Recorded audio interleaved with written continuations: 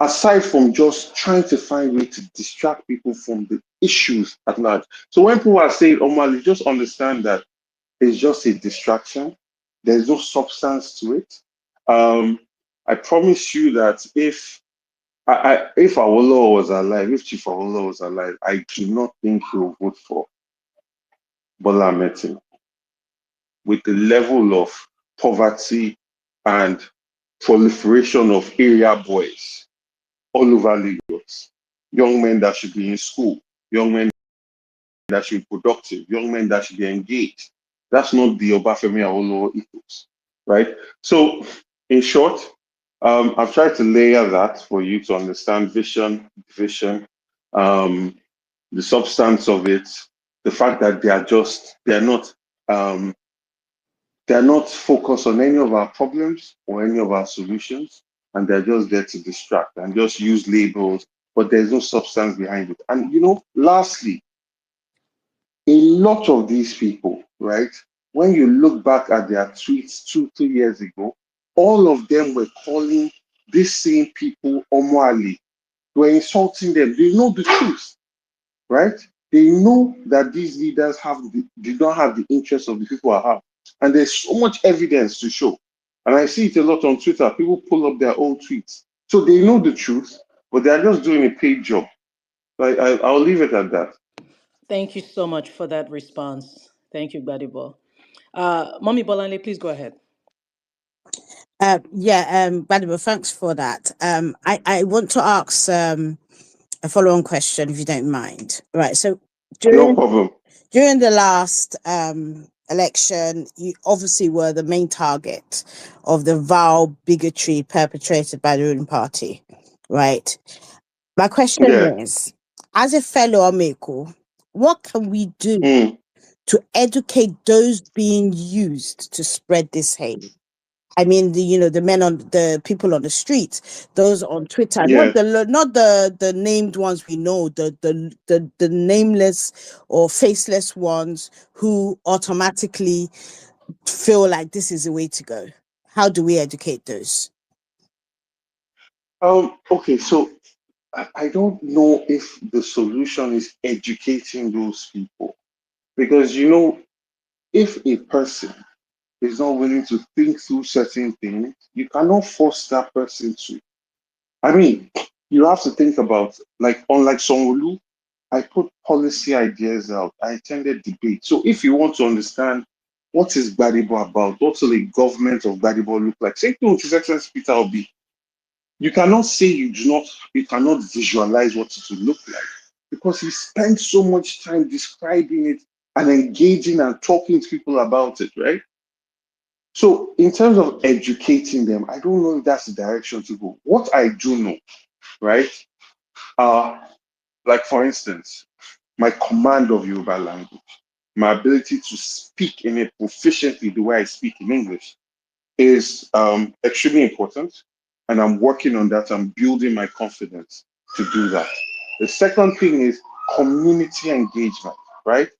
Taking time now, not waiting till 6 months to election, taking time now to go and be meeting with pockets of community members. It's very easy for a lie to stick when people don't know you personally, or when there's a distance between you and certain people. So for instance, I might not know everybody in Agigi, but if I know enough people that can stand and say, no, that guy is not like that. He is solid. He is our person. Look at what he did here. Look at what he did here. This is what he's about. It's harder for a lie to stay. And what has not happened in Lagos State in relation to opposition is that work that has to happen between now and the next election does not really happen. People just go to sleep and then come back like a year to election or months to election. So that's the work we're doing now. Getting engaged in interviews, and we are breaking down their propaganda. For instance, I was on the Honest Bunch podcast, and I highlighted to them that when people try to distract you and create this boogeyman or non-indigence, but go and look, the real story here is that Lagos State has had 2 administrators of Igbo extraction. They are not the ones that converted Lagos properties to their own, right? We've had 2 military administrators. They are not the ones that converted Lagos State property on Bodilon to their own. They're not the ones that converted the former deputy governor's house on Queen's Drive to their own, where the current president now has built his new mansion, right? And you also look at the state of indigents of Lagos State, in Bejuleki, in Epe, in Kurudu, how these state officials, APC members, just go and take land, right? Appropriate land without settling the indigents. And I give an example of the New Era Foundation that's opposite Amen Estate, huge swaths of land. They came and said that they're going to take it, but they will settle the indigents. They met with the indigents, brought Ghana must go bag of 50 naira notes, right? Indigents started complaining, and the soldiers just started shooting there and chased them away. And now that land belongs to the current first lady. If you don't turn that road to Amen Estate, you keep going straight, Baba Eke also has taken huge swaths of land. So the biggest land grabbers in Lagos State are not the non-indigenous, who are the ones that are paying money, buying land, and then people turn around and say, oh, you don't have proper documents, they destroy the house, right? They're not going and taking land on gunpoint, they're paying for it, right? So I highlighted this idea to people. So what is this fear that people are going to take over, right? Another point I highlighted is APGA, which is considered an Igbo party that is based in the southeast, has put up candidates for Lagos State government. In fact, there was a time where there was an Igbo man that was put up as a candidate. I say, if people want to take over your land, go and look at the votes that man got in that election. I promise you, he's not get up to 3 or 4% of the votes in that election. Clearly, if people want to take over, they will all sit down in their town square, they'll talk to them, let's vote for our brother and take over Lagos. So there's this boogeyman that the APC creates in every election. And the idea now is to ensure that we're on radio, we're on TV, we're educating people, talking to the voters. Those are the people that really matter. Most of these trolls, to be honest, when they are doing all this work, they know the truth. They know the truth, but they are paid to do these things. It's their job. So we cannot afford to really take it personal or take them too serious. What matters is getting this knowledge to the voter, to the people in these communities, to start to think. And that work is what must be done now, right? It must be done now. It must be consistent. It must be broken down in the Yoruba language, on Yoruba stations, on vernaculars, pidgin stations, elite consensus stations, in newspapers, and we are doing that consistently, right? And then also to let them know that, see, our suffering, we are going to suffer this thing together. If a leader does not work for us, well, all of us are going to suffer this thing. It's not about the tribe that the person is from, especially at the national level. It's, does this person have you in heart? Is this person there to steal money or to make your life better? And the evidence, the how they say, the taste is in the pudding, right? So that's my perspective on it. That's my perspective on it. Thank you so much. Thank you for answering that. Well-meaning, please go ahead. Yeah, okay. Thank you very much, Gloria. Thank you very much, Jarvi. So I've been listening to you answer some of these questions, and I can sense the passion. So I'm just going to talk about pretty much the present. So I see Yes. I see you started some kind of healthcare outreach. Yeah. So I just want to ask about that. Like, what first of all, like, what prompted it? I'm sure, for example, Peter Obi currently is taking up water project, especially in the north. I'm sure something prompted that. But I want to know what prompted that, your focus in healthcare, trying to give people healthcare, and how's that going? Probably what's the future plan for that as well? Okay, so I started looking at healthcare because from when I ran for local government chairman under Kowa Party till up until just after I ran for Senate, I remember at the last count, 118 or 117 people that I met along the way had died. For and they did not need to die. This was not a situation where, you know, they had to die. If there was a timely intervention, if they could go and do a diagnostic test, if there was oxygen in the hospital, if there was light in the hospital, if there was no medical negligence, they will not have died. These were not like major diseases or major illnesses. So that's what directed my gaze to healthcare, especially data-driven healthcare. Healthcare that is informed by diagnostic tests. People are not just self-medicating, who are not going to take Agbo to get better and then ruin their liver and give themselves secondary issues, that kind of thing.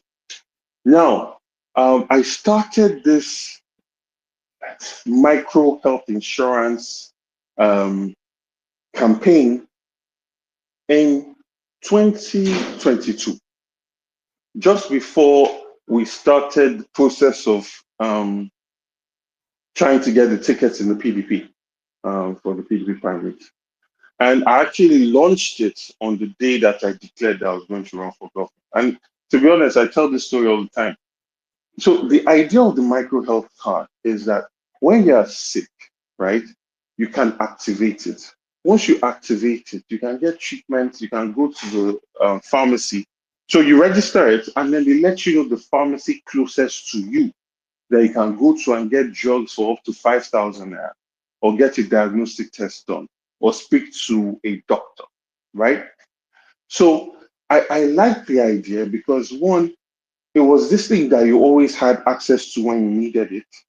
Two, it was using resources intelligently because you are using it based on an insurance model. So not everybody is going to use it at the same time, right? Three, it starts to create and allow for telemedicine and network medicine, which is there are pharmacies in every local government in every ward, which for me is a much more efficient way of starting to create a health network, right? Like if you're in England, there is the hospital GP that's closest to where you live, and then they then transmit your drugs, your prescription to the pharmacy closest to where you live, and then you go to that pharmacy and your drugs, your prescription is there, and you just pick it up. So with that kind of network system, you can start to hold people more accountable. If they're people selling fake drugs, you can hold them more accountable. If doctors are negligent, you can hold them more accountable. So it's I like the idea. I think it's an idea that can allow us to have quality healthcare delivery in Lagos State. So that's another thing why I'm passionate about it. So I put in money into the pot and get enough cards, and that's what we then go out and give to people and educate them, and also do some basic tests, their blood pressure and other tests there. And if there's any issues, they can then speak to a doctor and that kind of thing. So we've continued that since 2022 up until now, where we're currently in Lagos mainland. We did an outreach, I believe it was a week ago, or maybe 2 weeks ago, in the Otto community that was recently demolished by Lagos State. You can imagine with those kind of traumatic situations, people will need healthcare and as much help as they can get. And it was very beautiful because so many children, mothers got their children, some were not feeling well, were able to get medicines and things like that. So yeah. Yeah, Jared, just to confirm, I heard you talk about like a mini or something like micro insurance. Just to confirm, so you are funding this insurance by yourself, like from your yes, and I've been doing that since 2022. For just normal people, like it's not as if they work for you or anything. No, they don't work for me. It's the people that are there that come for the outreach. So what happens is, before we go to a place, we create some publicity, people know that we're coming, we set up our canopy, right? And then you come, and it's first comes, first served basis. And the honest truth is, I've never gotten a report that we ran out of cards. I mean, Prince Xavier has been joining them on most of these outreaches. So if I'm saying anything wrong, please feel free to comment. I've never gotten a report back that they've run out of cards. So we're very happy to, for me, it's getting people to understand that, it's not just about sharing rice or giving money. I want to take this thing to another level. We need to show the quality of our minds, quality of our solution, the quality of our thinking, right? And that's why, for me, it's very important that we do things with a difference. And that's what endears me to it. So that you have your card, use your phone. You don't have to have a big smartphone. You can do it via text, activate it. Someone will let you know, okay, this is a pharmacy close to you. If you need to speak to a doctor, this is the number to call for the doctor, and yeah. So that's it. Yeah. Awesome. Thank you so much for answering that. Jimmy, please go ahead with your question. Oh, okay. Well, my question is quite simple. I mean, we've seen how Sanwo-Olu has severally been caught on cases of hiking up the state budget, and recently you came to agree with what Funsho said about the Lagos state budget. Can you please put more light on that? Can you make a breakdown on your analysis and point of view towards the exaggerated Lagos state budgets, please? Yeah. So Mr. Fenshaw Duarte did a good job about highlighting some items that were overpriced in the budget. He also highlighted um, some items that were where the state's commonwealth was being used to fund party activity, which is illegal, right? He also highlighted the situation where they spent 2 billion naira or something buying some fans, and that was good. What I highlighted and what I stood on and still stand on is the fact that Governor Babajide Sanwo-Olu took out the sum of 200 million naira to pay his personal legal issues, right? That is unacceptable. That is an impeachable offense. If this was done anywhere in the developed world and it was caught, that person will have to retire immediately, right? And I was on TV, I talked about this, I shared the evidence, I put out reports. In fact, we wrote a letter to the speaker to start impeachment proceedings, right? And we didn't write that letter thinking that Mudashir Obasa is going to start impeachment proceedings, because these are not people that have the intent of the people at heart. They're there for the sake of power and keeping power and, putting themselves in power, right? So, but it's hard, you see, if you want to fight a system, you must go also use that system and also highlight the hypocrisy of that system, which is you can see a governor is taken out of the Commonwealth, and we did not go do FBI like Watergate, and go and find the document that Babajide Sanwo-Olu was hiding. This was directly on the Lagos State Procurement website, right? It was there. They published it. This is how far gone they are. This is how far gone they are. They believe they can do and undo. They believe that they are invisible, they are immovable, nothing. Our opinions don't matter. Because if you believe that the people's opinions matter, or if you even thought that if your power came from the people, you will do that kind of thing with shaking and trepidation. You will not, there's no way to republish. But then also, I understand that they are not used. We can't hear you. Can you hear me? We can hear you now. You said, I understand that. Yes, I said, I understand that they are not used to having opposition that keeps them on their toes or will see this kind of thing. So they are not used to it. So maybe that's why they made that mistake. But that's what I highlighted. And I feel that, I mean, the other points, they can excuse it, they can talk, they can say they bought these very expensive fans, or they can find ways to argue. But this one, they cannot argue against because it's written there, the case numbers are there, and the name of the case is there. The lawyers that you speak to is there. Yeah. Thank you, Gbadebo. Seyon, please go ahead. Thank you, Gloria. Here's my question. I'm a very strong believer in the not too young to rule ideology.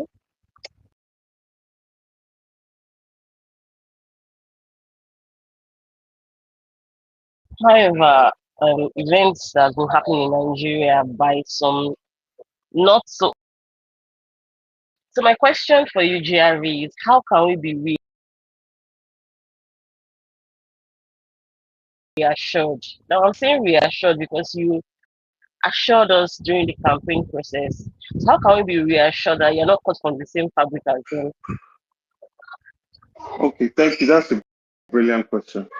First, I want to say something. I believe that young people get kind of a bad rap in the sense that when a young politician is in office, their actions speak for the entirety of the youth population.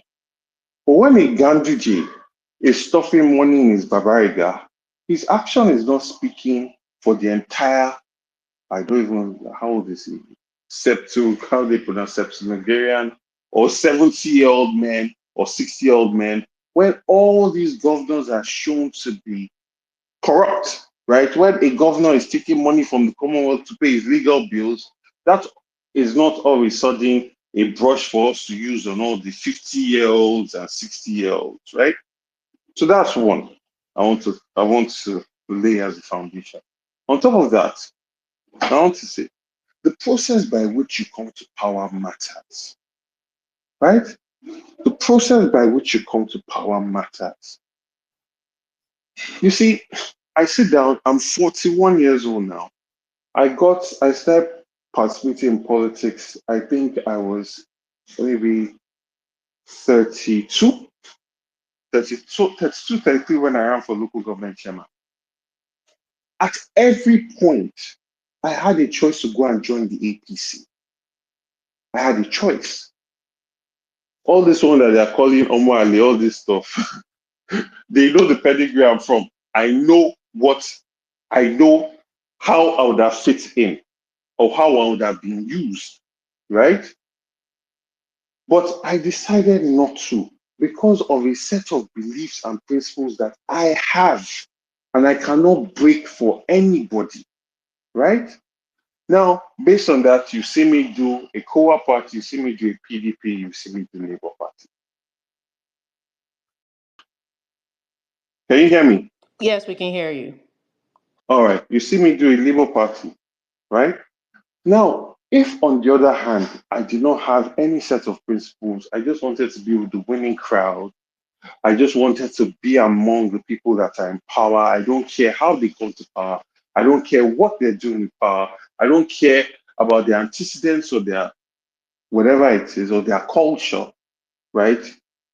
Then I would join that party and their culture will become my culture.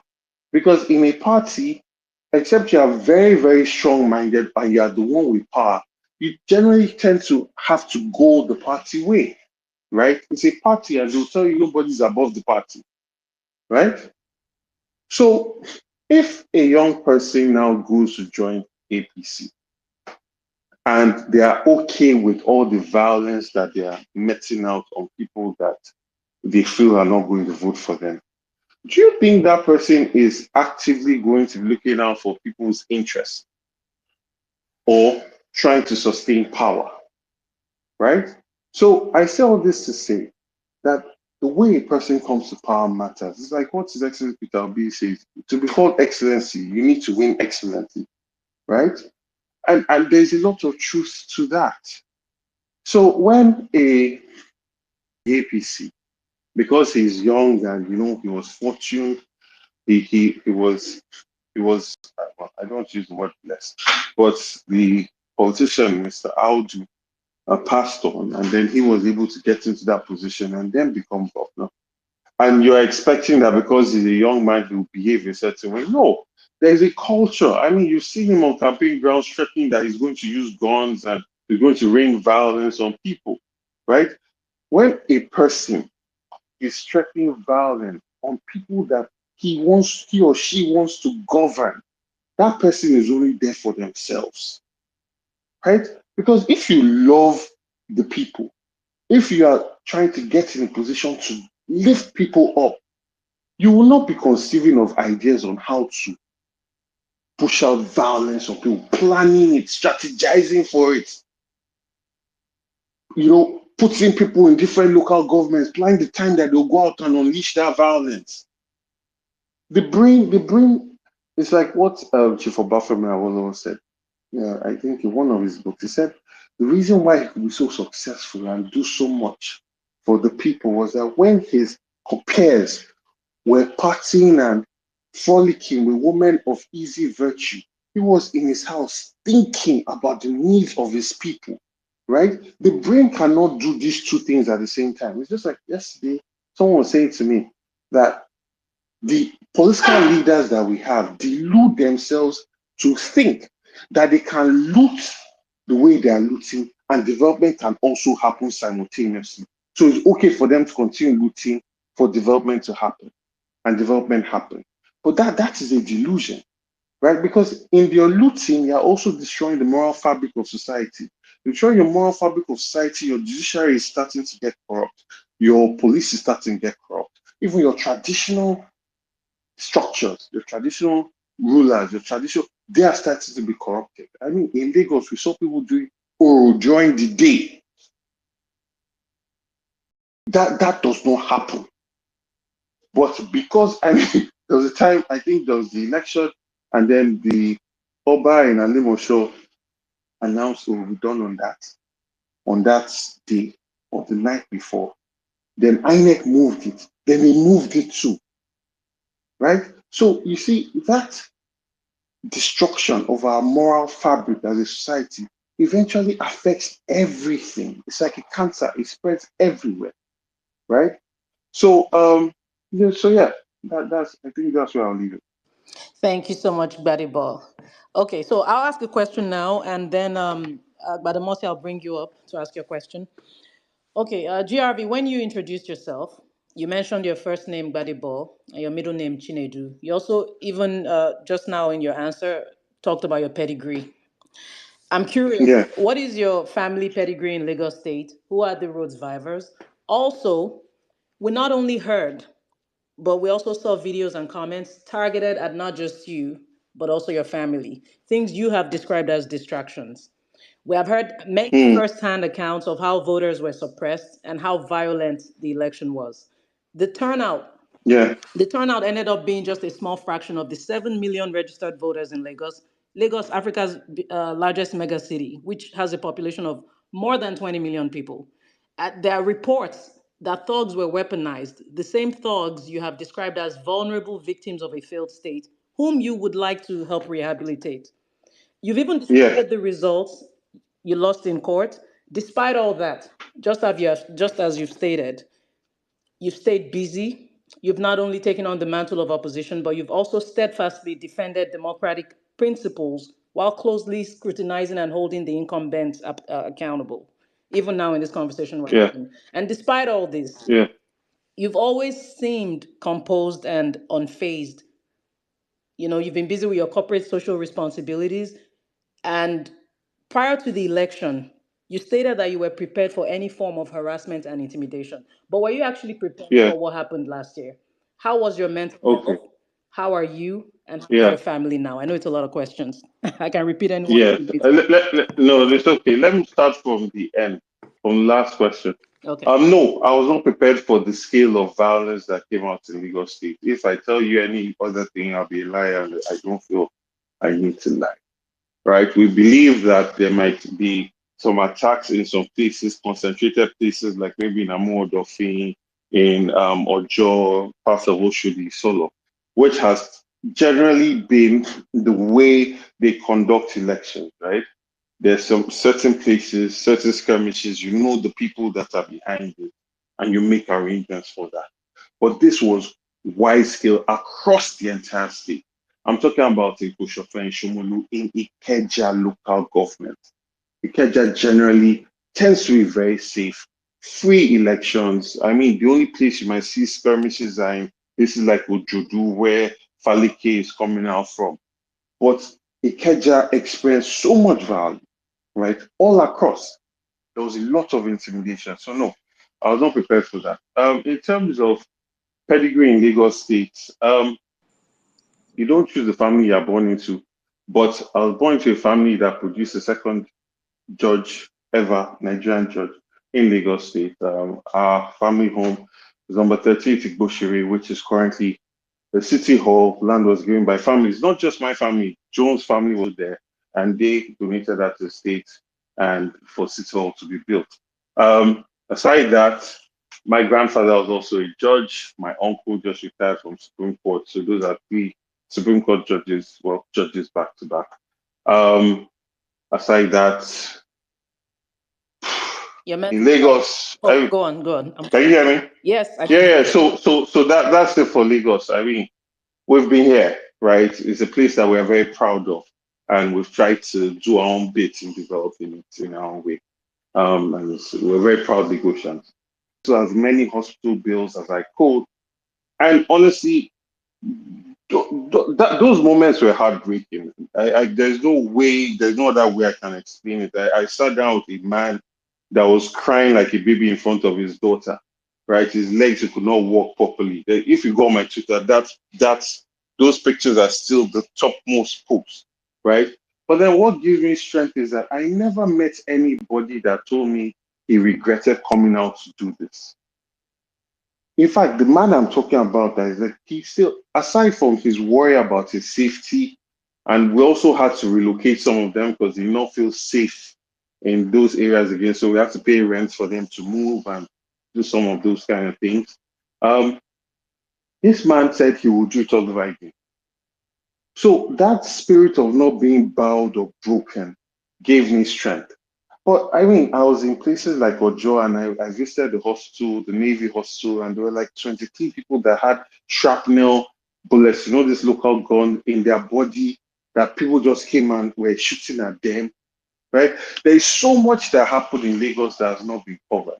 I mean, there's some members of the team that did a documentary, but how many people can you really show in a 10, 20, 30-minute documentary, right? And not everybody has the courage to come on camera and talk. Some people just wanted to just go into the shadows and, this happened. They didn't want to be a target. So those things really broke me. And one has to think about how one as a politician emerges from something like that, how one looks at the next election, right? These are real conversations that must be had because if I'm focused on policy and betterment of people and a governor is not bothered to attend any debate or talk about anything, does not even engage anybody, but they're able to plan and strategize how they're going to come and hurt people that come out to vote for me, one has to rethink how they're going to engage these kind of people. Because clearly they're not civilized, they're barbarians, right? So, and we have to decide whether we're going to be serious about this thing or not. So, those are some of my thoughts in relation to that particular thing. In relation to all the diatribes and things that were thrown at me, I think that, first of all, understanding that it's a distraction, but I feel that because enough work was not done on my part with the communities and a number of different sets of people, I feel that a lot of people started to believe some of these lies, right? A lot of people believe the lies. It's after the election that they were telling you, like, oh, wow, is it true? Someone said that, oh, they read somewhere that now that Peter Obi has won Lagos, the next thing is people are going to go and conquer Ibadan. So because of that, they decide they are not going to vote for me. Like, okay, who said this? Who said it? Why are you so quick to believe this property? Let them judge you based on them knowing you. Let it not be someone else that's creating a narrative for you, right? Going out of your comfort zone, going into these communities, spend a lot of time there, making real relationships so that people can stand against these lies the next time that they try to pull those kind of stunts.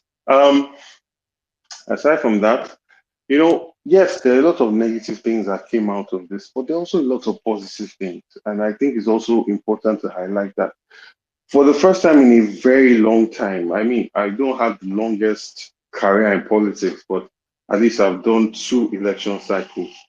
There were people that were genuinely excited about coming out to vote. There were people that were genuinely excited about getting registered, that picked up their voters' cards, that came out to vote, and a strong desire to hope. And hope is the spirit of any society. When people lose hope in any society or country, that's when they start to cross deserts to get to another place or cross oceans. And nobody's investing anymore. Nobody's doing anything worthwhile. So when people still have hope and they believe they can change something, then there is hope for that nation. And I saw a lot of hope. I saw a situation where people were not looking for who is going to share money or give them money. They were self-motivated, they were printing their own t-shirts, printing their own face caps, and this is truly special. So for me as well, in all of these times, is to engage, is to encourage, to show gratitude for all of that, and to be as accountable as I can be to these people that were able to push us forward this much, and to show them that I'm serious, right? I'm not, normally you'll hear that this person has sold out, this person has gone to APC to go and collect money, or you see that the person is now quiet, they're no more saying anything. No, no, no, no, no. I'm here with you. I'm going all the way, staying the course, right? And engaging as much as you need me to engage. So those are some of the things that I'm taking away from it and pushing forward and making sure that we block those loopholes now. It's a lot of work, it's a lot of time, but if we are serious about this, it's work that must be done. Thank you very much, GRV. Mr. Babatunde Gbadamosi is just like you, he also ran, he was a former governorship aspirant in Lagos State, but I'll let him introduce himself and then ask his question. Go ahead, please. Mr. Gbadamosi, can you hear me? Okay, go on.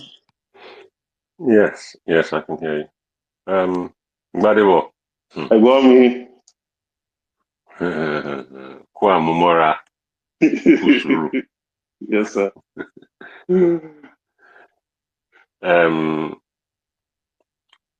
All I'm going to say, I don't have any questions to ask because, I know you. Yeah.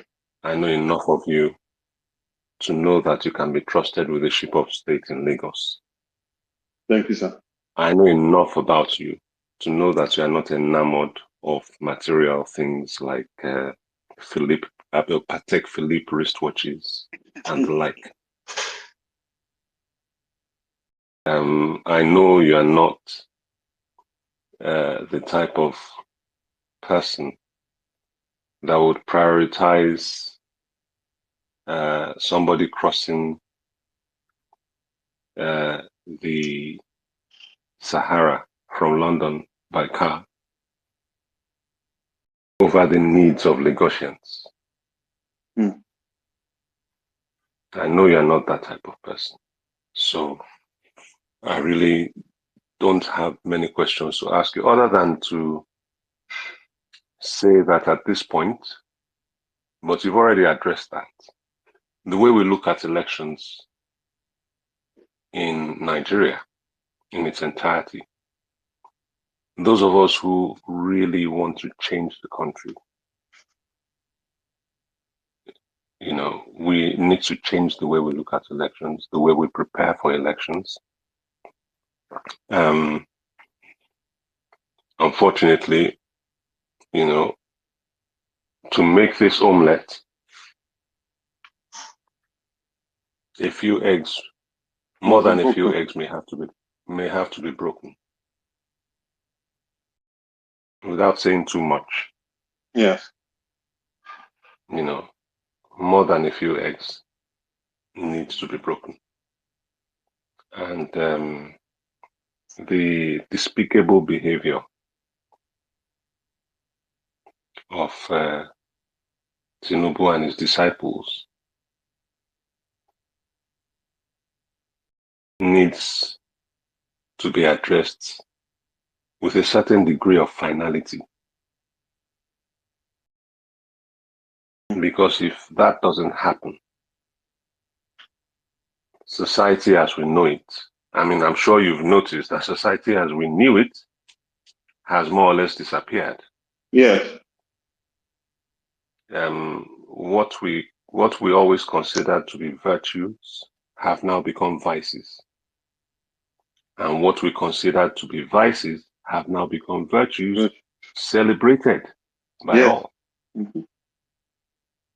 Criminals are now the lords of the manor.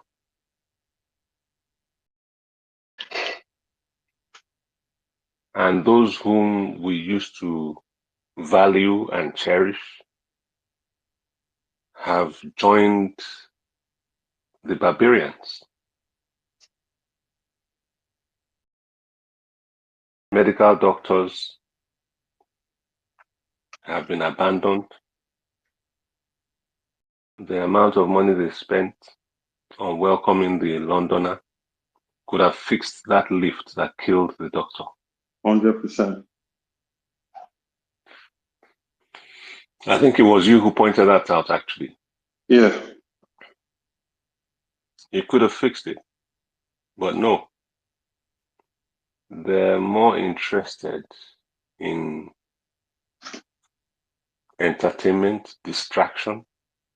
It's a bit like ancient Rome. Yes. The parallels are quite disturbing. You know, the ancient Romans built the Colosseum, brought gladiators, lions, and the rest of them, just to distract the people from the rot and the corruption that was going on in the empire at the time. Yeah. But did it stop the decline of the empire? No, it didn't. So unfortunately, we need the need to address the issue of Lagos goes a lot deeper than mere politics. Because you see, when Fela was alive, he kept talking about second slavery. He kept harping on about second slavery. He saw the future because that's exactly what is happening now. And further on into Canada, it's actually happening. So we need the need to fix Lagos is central to the fate of people of African descent around the world. It's not a local fight. No, it's not. It's not a local fight. And you see, these people are being propped up. These people are being propped up. Yes, sir. By those who are after our resources. And you know, in the old days, when we said our resources, we usually meant mineral resources, you know, natural resources and things like that. Do you know what the problem really is now? The resources they're after is us. Yeah. Our bodies. Thank you so much. No, not just human. When you say human resources, you're talking about it in the sense of labor. Yeah. Okay. When I say human resources, I'm talking about it in the sense of actual human bodies, hearts, kidneys. There's a massive organ trafficking market in the world. Mr. Gbadebo, I wish we could go into even more details. I'm actually even curious as to all the wonderful things you're highlighting. But just for the sake of time, could we please round up?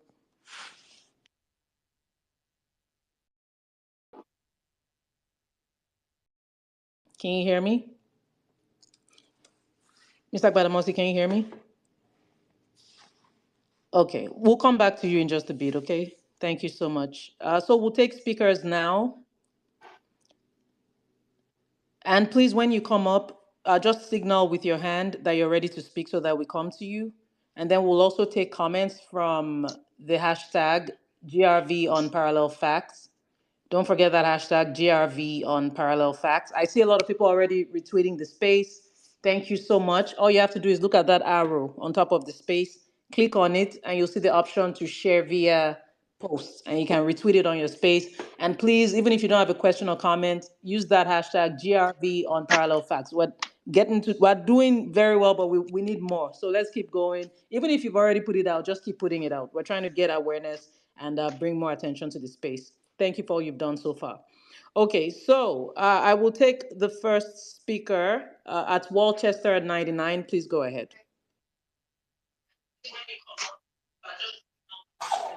Thank you very much, Gloria. Can you hear me? Yes, we can hear you. Good evening, everyone. Good evening, Mr. Gbadebo. Sorry. Hello. Good evening. Yeah, so I have one question, and then I'd also love to point your attention to something. So before now, I used to think, illiteracy was the problem with the electorates back home. But this last election really proved something, and what it did prove was that it is more of poverty, than illiteracy. Because how do you explain saying MBBS holders, I mean medical doctors, PhD holders, lawyers, engineers, willingly giving themselves away to be governed by someone who is struggling to provide a school living certificate? It beats my imagination to, at times I sit down and I ask myself, what exactly is the problem of this country? Like, it looks like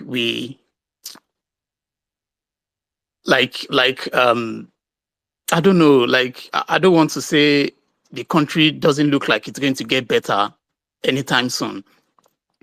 Look at the media space. That's what I want to point your attention to. The people who are spreading this propaganda, they are not illiterate. These are educated people. And it is more like they've taken over the media space. And I'm not seeing any sort of pushback. There should be an equal measure of pushback, because they have like a media center, they have WhatsApp groups where they meet on daily basis. The educated ones, they draft the propaganda they want to push, they spread it out to the people they are paying monthly, and then it goes all over the place. On daily basis, there is something they are talking about. On every single day, there is one narrative that they are trying to push.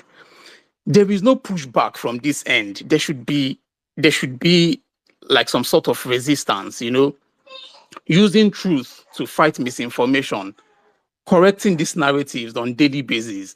You think it's not going. Even my mom, she gets different kind of messages on her WhatsApp phone, on her WhatsApp, Yeah. whatever. And then Walchester, sorry to interrupt you. Could you go to the question, please? yeah, and then Thank you. and then my question is,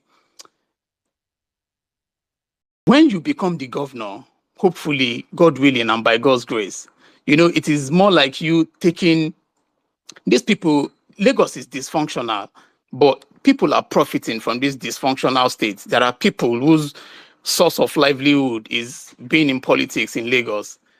They are going to fight. There's going to be lots of resistance. Like, are you willing, to stand up to these people? I mean, not like what happened the last time. It was more like a gentleman's approach. And, it is not going to be, you want to take my source of livelihood away from me. Like, I'm not going to just sit down and watch you do that.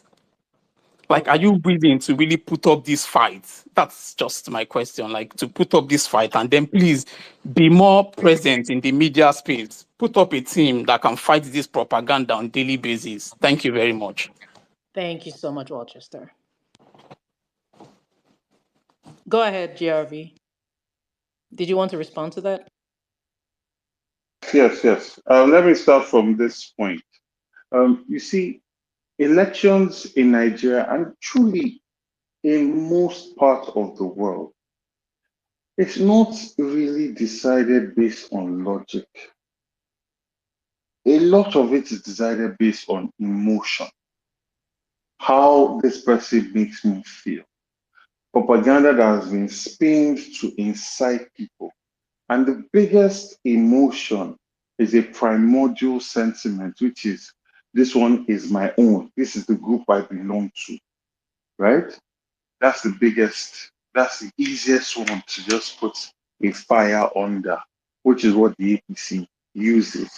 The idea of calling somebody that is a Yoruba man that decides that he doesn't want to vote for somebody whose real name we are not sure of, whose age we are not sure of, which school we are not sure of, whose degree we are not sure of. They will call that person an Omwali because you should vote for this man if you are Yoruba. No, why? Why? Who said that? Who made that law? Who made that rule? How is that in the interest of Nigerians, right? But that's the emotion.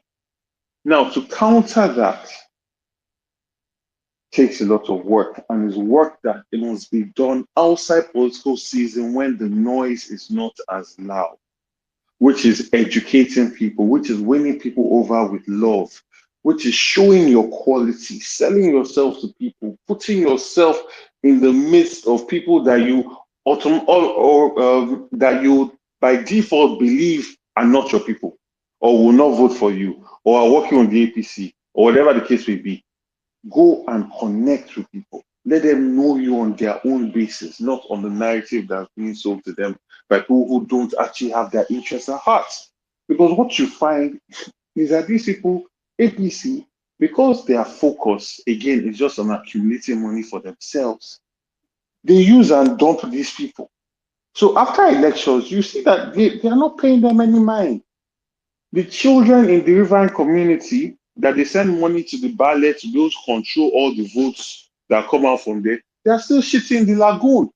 There's no toilet there. Primary healthcare center, there's no toilet there. Till today, and I promise you by next year, the time for next election, there will still be no toilet there. Right? Places where there are no roads, there are still no roads. Places that there are no lights, there are no lights. Places that healthcare system is a mess, education system is a mess, it's still the same situation. So you have to make impact.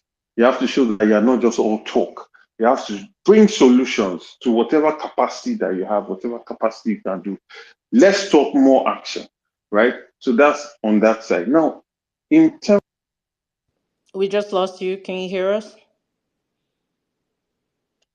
Can you? I can Okay. hear you. I said in terms, I can hear you. I said in terms of the media, right? I believe that for a people that are not in government, there's quite a lot of good work going on here.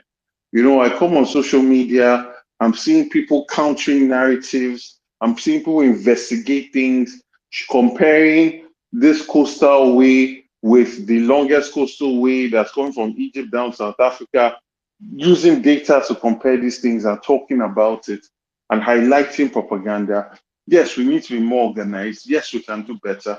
And that's something that we all have to come together and work on. So if there's anybody that wants to be part of that team, can send me an email, or send a message to my DM, right? And we can work on putting a structured, organized front forward, which is something that really must be done as soon as possible. And I'm actually already working on that. I have something, but we need to increase the scale, right? And we need to continue increasing the scale to tackle this thing as you rightly highlighted. But you know, lies go quickly, but the truth will always catch up. The truth will always catch up. I mean, there are situations where they are burning through money that the dollars they got in to reduce the situation with the currency, but inflation is still high, right? That you might be able to try and trick people with propaganda, but you cannot govern based on propaganda, right? But we do have a lot of work to do, and we're going to get to it. Thank you. Thank you so much. Guys, please be mindful. We have literally 1 minute. We want to ensure that everybody gets a chance, or as many people as possible get a chance to speak with GRV. And we also want to take questions from the timeline. So I would hate to interject, but if that question goes beyond a minute, I will unfortunately have to interject.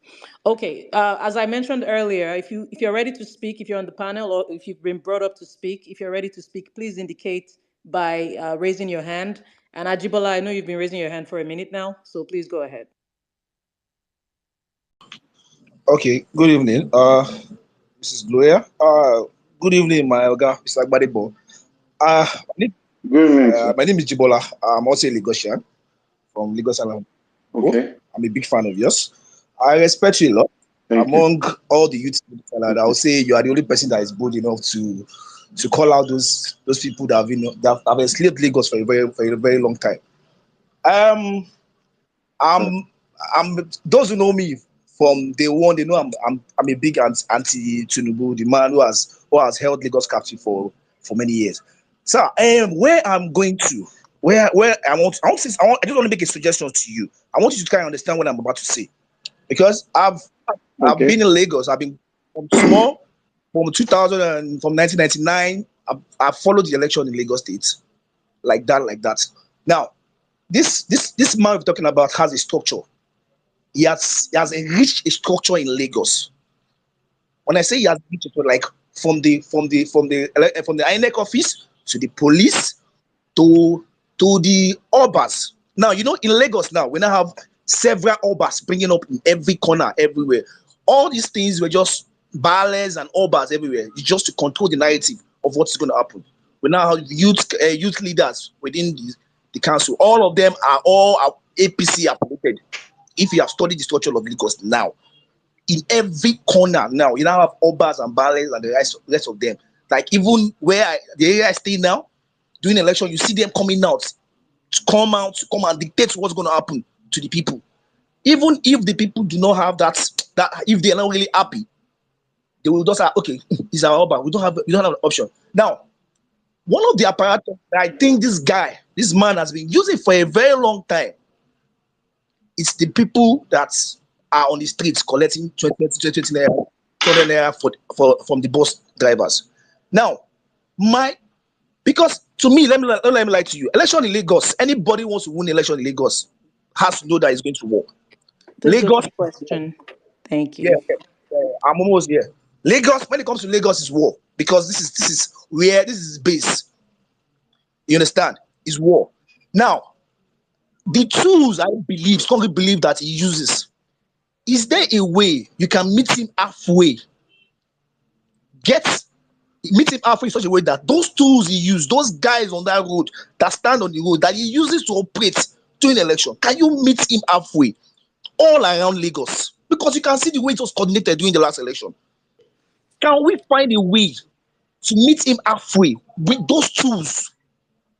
Thank you, Ajibola. Go ahead, Jerry.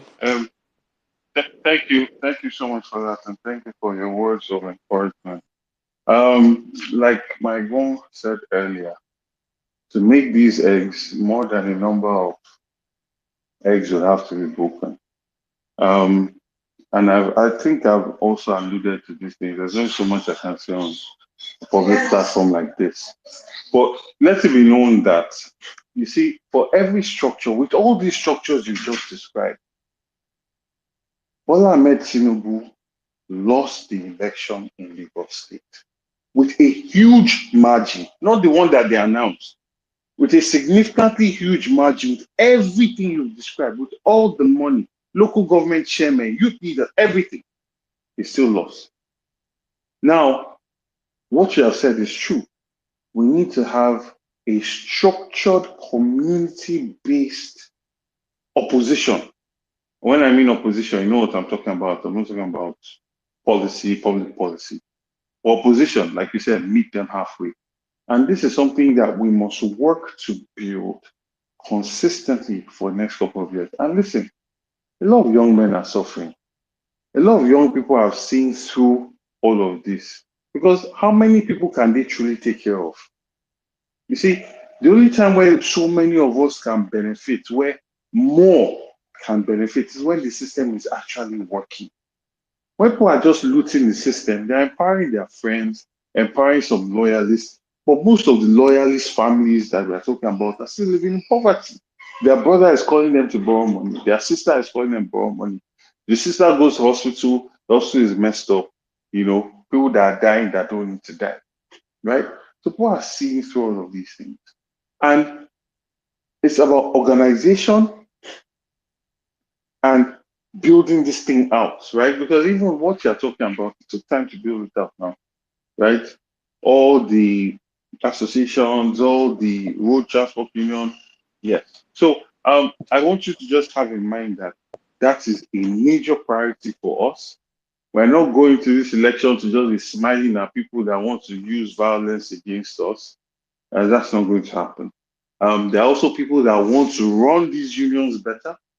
There are people that are looking at the MC Olomos of the world that have made billions, and most of the members of that union don't even have common health insurance or an education insurance for their children. They are living in poverty. Meanwhile, one person is making so much money from the whole thing. Right? So there are other people that want a more egalitarian union where the monies that are being collected are used for the benefits of the members of these unions, right? So just let me leave it at that. Thank you. Oh, thank you for that, JRV, for such in-depth insight. And we hope you're able to implement all you said ahead next election. And briefly away from the election, the reaction towards past election. One of our audience on Twitter said, I would like to know if you have good relationship with the current Labour Party chairman. If so, what can you say about him? That is coming from Vinoski on Twitter. Please, you can go ahead to address the Well, question. our chairman is Pastor Dio Ekong Akin Taylor. She's a Goshen. She's someone I'm very, very proud of. She was able to stabilize the party when it was being rocked by her predecessor. And she held her own, right? You saw how when they were trying to cheat His Excellency Peter Obi of his votes in Lagos State, she was there by herself in the midst of all those people holding her own and standing strong. She's someone that's very passionate about the party, someone that, wants to ensure that as very creative, she's creating, different initiatives to get get love, the hearts and minds of people at this time. So she's a very positive stabilizing factor for us in Lagos State. She's definitely a treasure and someone I respect profoundly. Okay, thank you for that. Thank you, Tosin. And I just want to quickly remind everybody the hashtag is GRV on Parallel Facts. Hashtag GRV on Parallel Facts. Keep retweeting the space. DM somebody, tell somebody to tell somebody.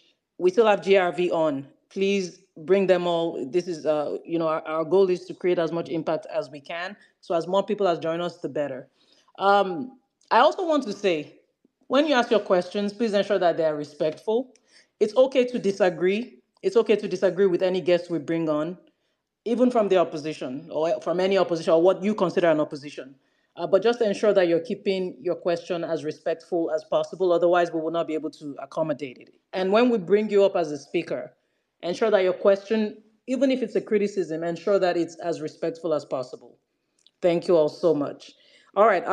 Okay, I see a hand here. Looks like you're ready. Dr. Bankole PH, please go ahead.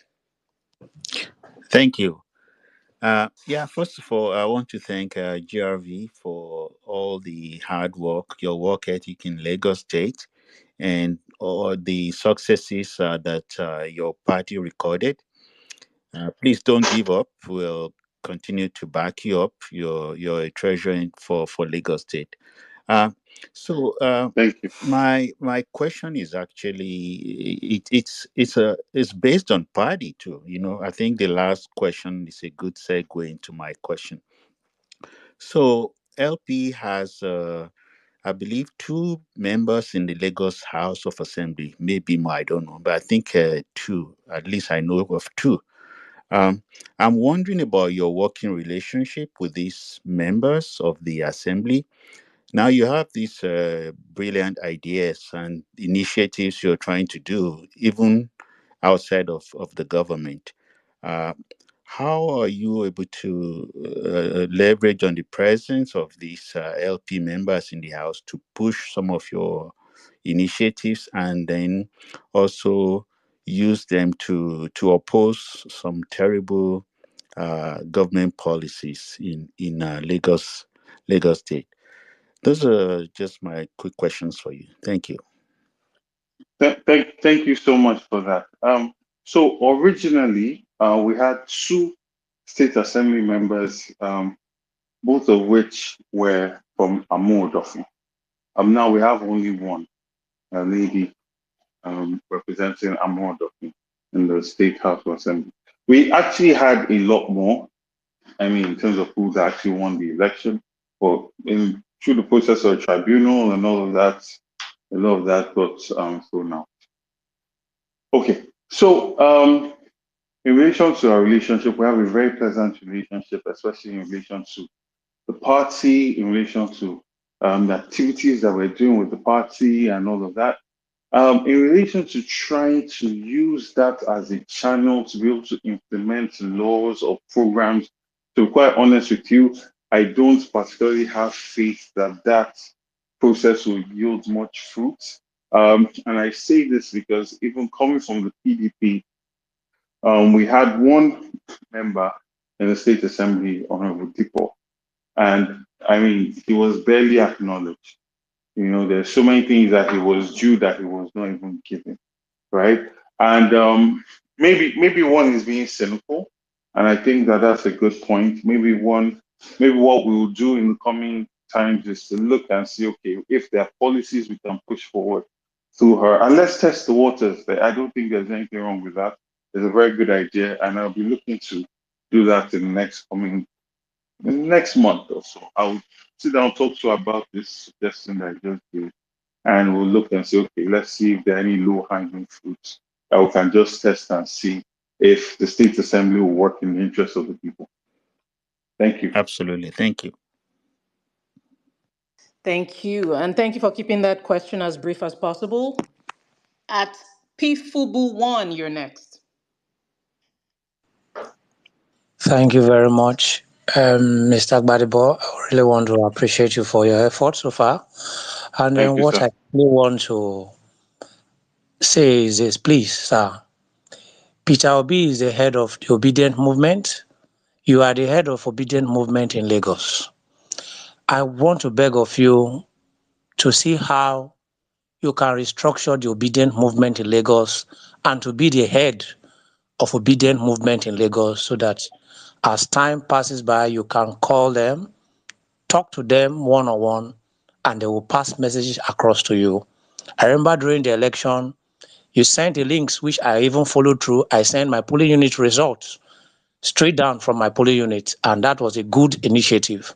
So I want you to Thank you. set up a link that all obedience in Lagos will be fully under your control and you can disseminate information directly to them.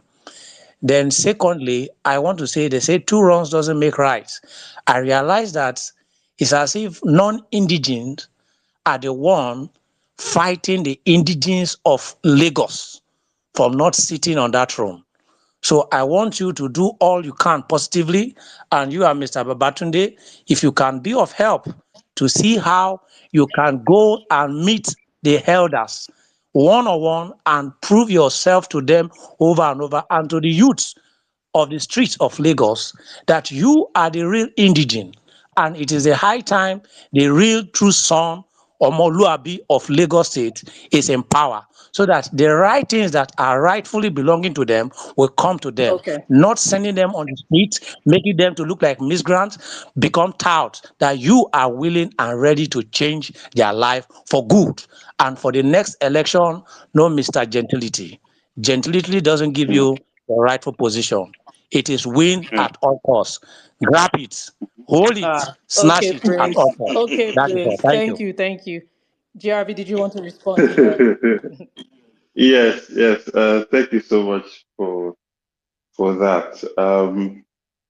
I think that I'm not so enamored with the idea of control, but I'm enamored with the idea of creating bridges and links, like what you just described that we did, right? Creating those platforms. We recently, I think maybe about a month now or 2 months ago, we held an event that was a hangout. It was supposed to be a hangout for obedience in Lagos, in Ikeja, and it was a decent turnout. And His Excellency Peter Obi was there as well, and it was an opportunity for us to show gratitude to the obedient movement and people that have supported us in general, right? And that was very well attended, and we're going to do more of that. We're also going to create platforms like you suggested, to be able to come together and do work that impacts different communities.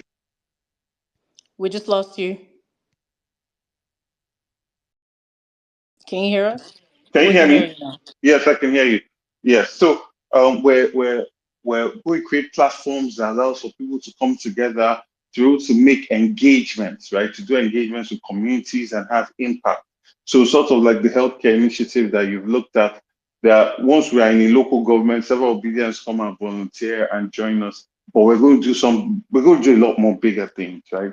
Because the idea now is to win people over, the people, not the APC mobilized thugs and all that, but the people that vote, is to win them over with love, with impact, and that's what we're going to spend the next couple of years doing. And we're going to need as much help as possible, and also engaging. Right, like I said, it's always harder to do these things when election season starts.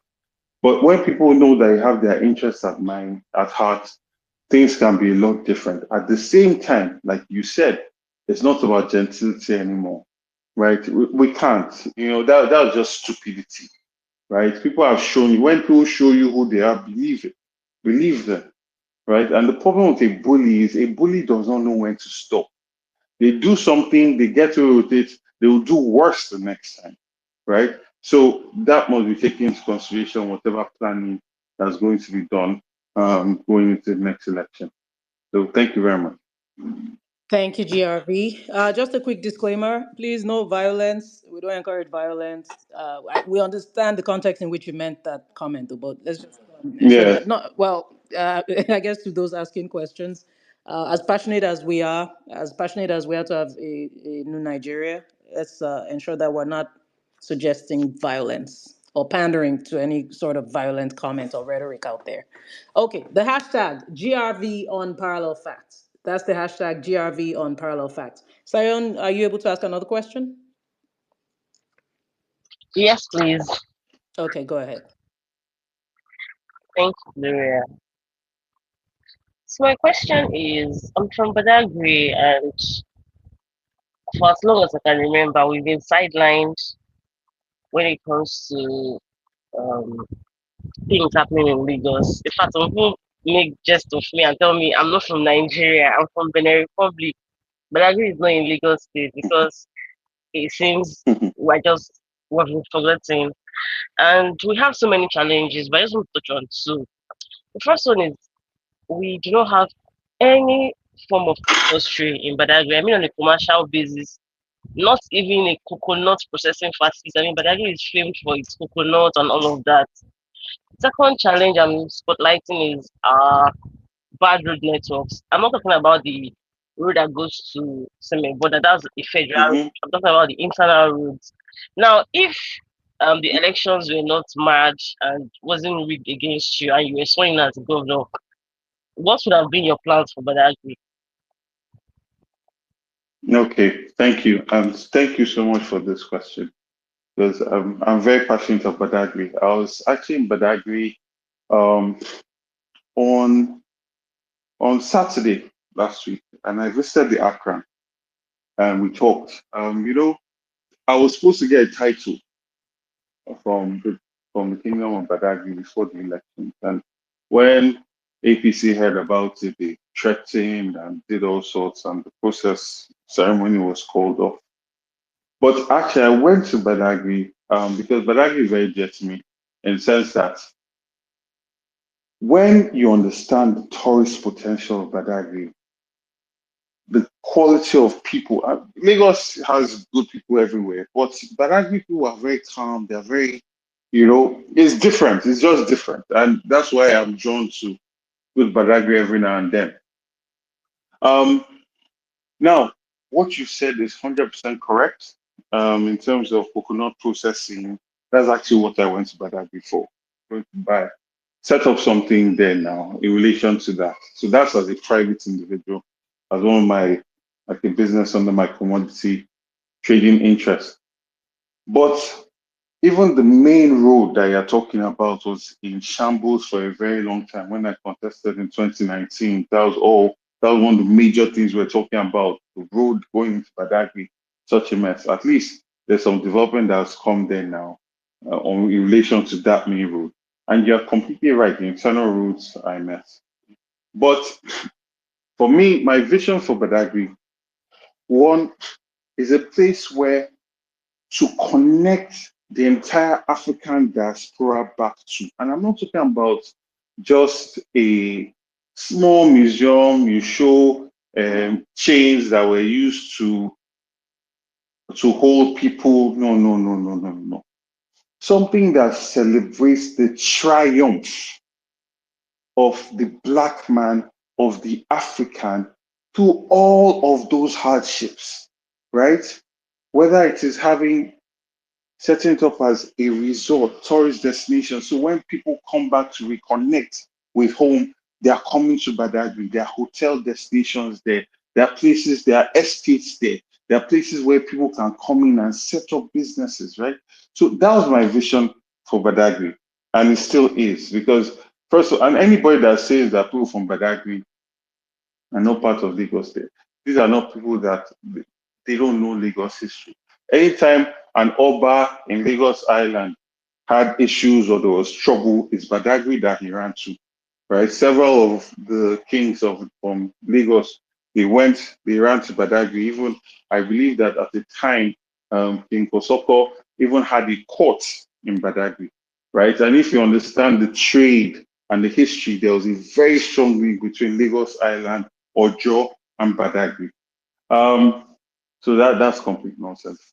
But at the same time, I feel that aside from creating it as as a hospitality center, the idea of creating a proper coconut processing refinery, there's parts of the coconut that's gotten out from coconut oil that's used to treat Alzheimer's, right? And this is a major ingredient in a lot of drugs that are used in England, in America. This is major money that we can get. You can take coconut shells and convert them to coal, right?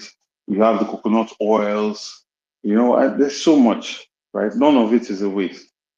So setting that up, encouraging private sector to come in there to do that. And then making sure that the internal roads, jetties are done so that it's a place that people can go to relax. Now that all the beaches are being taken over in Lagos Central, Badagry is a place where people can go. Back then, my parents, they used to go to Whispering Palms. A lot of people in the older generation used to go to Badagry to relax, for leisure. And once you have good roads linking it, and also to bring that blue line all the way down to Badagry, I don't think that stopping it at Okomaiko is the way to go. And even the first time I met the Akram Balagi, I promised that as governor of Lagos, I ensure that the blue line comes all the way. It's not just about people leaving Badagry to go for work. It's about creating a new destination for people to come to, right? So as long as the network to get there, whether it's by water, whether it's by train, whether it's the roads, as long as that is as feasible as possible, more people will go there and the economy will start to thrive. And also we'll be decentralizing Lagos Central, right? And then setting up industries where people can have tax incentives to set up in Badagry, right? So those are the kind of things I'm interested in. Like I said, I'm very excited about Badagry. It's a place I'm going to set up a business for myself. And I'm sure that if the government is looking at creating different nerve centers so that each of the Bile communities can actually stand on its own. That way we decentralize Lagos and have self-sustaining economies in different parts of Lagos. We'll all be better for it. Thank you. Thank you so much, GRV. So we're going to take some hard questions now. Not that we haven't asked you some. So, Go oh, ahead. you ready, Abby? Good. Now, I do recommend, instead of typing the questions, I think GRV can, take the question in person. Feel free to ask for the mic. We will accommodate you. Just ensure that whatever question or comment you're making is respectful. If it's not, we will not be able to honor it. Okay. So there are a list of things that people have accused you of. Uh, so I'm Go going to get ahead. into the allegations that you have dismissed as falsehoods and even described as distractions. But I would like us to take this opportunity and clarify specific claims that may have, portrayed you unfavorably, especially those suggesting that you're intolerant. These allegations Mm. include accusations of supporting the independent Republic of Biafra. Some people, I'm trying to keep a straight face. Go ahead. Go There's been, ahead. Oh, yeah, sorry. Go you're good, ahead. you're Go good. ahead. Sorry. There's Sorry. been Sorry. Let criticism. me mute my mic. I'll mute my mic. Oh, no, no, no, it's okay, it's okay.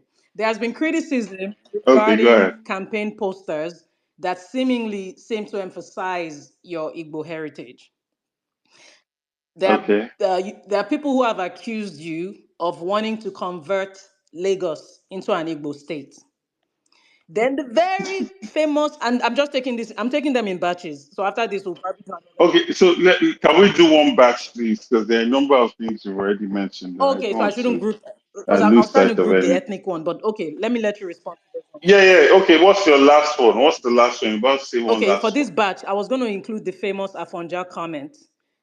Some people, All right. Good. Thank some you. people, So let's leave it there. some people feel that that was in reference to Pastor Adeboye and things like that. So we want to. This is why at the beginning I Okay. said I was excited for this space because Okay. we want all these things put out there and answered. Thank you. Yes. Yes. Yes. Yes. Yes. Yes. Okay. So first, well, okay. So there are two Biafra narratives, right? The first one was a picture that the APC propaganda machine put out that apparently I was in some kind of meeting and I was holding the Biafra flag and that I was raised, that my father and mother never married and I was like the bastard child of my father. And I was raised in the East for so long and then I've come here to revenge on my father. There's that narrative that's complete utter rubbish. I mean, the image, if you look in the image that they say I'm there, you see that I'm not there. So that was just propaganda and stuff. Then there's a second one that has to do with a tweet that I made about at the time Biafra Day, right? Now, you see, the problem with movements is that people forget that the way a movement starts is not necessarily the way the movement ends or the movement becomes. For instance, at the time, there was a lot of occupation and militarization of the entire Southeast. There was a situation where you are having checkpoints every 10 minutes. Meanwhile, they are kidnapping children and we are talking about bring back our girls. Zambisa Forest was just a haven for terrorists. There was so much killing going on, so much insecurity. And it seemed like we did not even have enough men, right? But somehow it was as though the Southeast was like under a military zone, right? And this was the context of this whole situation where people were saying, enough is enough of being treated unfairly. Enough. We lost you. Can you hear us? Enough of being treated unfair was the last thing I heard. Yes, enough of being treated unfairly, right? And trying to establish themselves and stand up to the government and say, listen, you need to treat us better. Enough with all this militarization, enough with all this treatment of like being second class citizens, right? That was what the basis of that was. Simultaneously, around the same time, you had a situation where Fulani, well, let's say herdsmen, were coming into the Southwest as far back as the South-South, as far down as the South-South, and parts of the Southeast, and were creating all sorts of problems in Oyo State, in Ondo, in a number of places, right?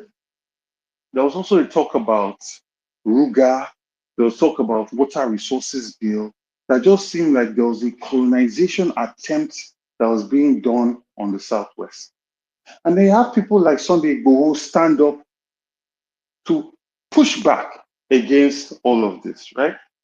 And at that same time, I was in support of that, because the thing you can always be sure about with me is I do not like people being treated unfairly. Whether it's Palestinians, whether it is Yoruba people in Iseyin or in parts of Oyo or Oyo town where people are coming and stealing their land or eating their crops and killing people, and then you go and report to the police sides with the people that came to do that kind of injustice, or over militarization of the Southeast, right? And I spoke out in support of these things. Now, that you go and bring a tweet that was made 3 years ago, and use that to judge based on something that has completely metamorphed into people kidnapping, into people terrorizing people, into the people themselves no longer supporting the movement, right? I think it's not fair, right? There are people that initially supported, let me use an example. There are people that supported Israel, right?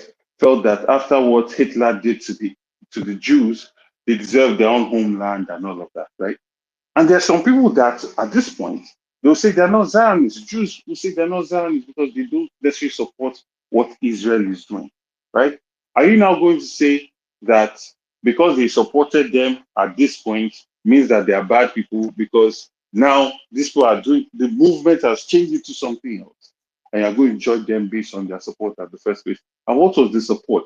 The support was a tweet just saying that if these people feel that their way of showing the government that the government should take them seriously and be more fair to them is to close their market for a particular day. And at the time, the government was the one saying, no, you must open the market, as opposed to now, where the people are saying, no, we want to open our market. A completely different thing. There was a point where they had their people with them. And then there's a point where it has evolved into something completely different, and they no longer have the support of their people, right? So there's that.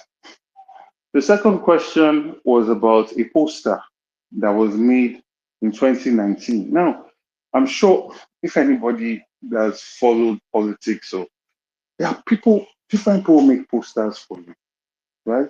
Different people make posters for you. And different people put different posters in different parts of Lagos. Now, that poster that I saw, because I think one APC person shared it, had Chinedu Gbadebo Rhodes-Vivor. The only difference is that it took my middle name and put it as my first name. It did not just do Chinedu Rhodes-Vivor. Gbadebo was there, right? So even if I wanted to look at the poster and say, those are my names. Unlike you see when Bola Ahmed Tinubu contests and he wears Igbo regalia and he's putting his Igbo name, or a name he has adopted, or name given. Same thing with some. I've seen some posters like that. I've seen so many politicians do this, right? But this was a 2019 poster.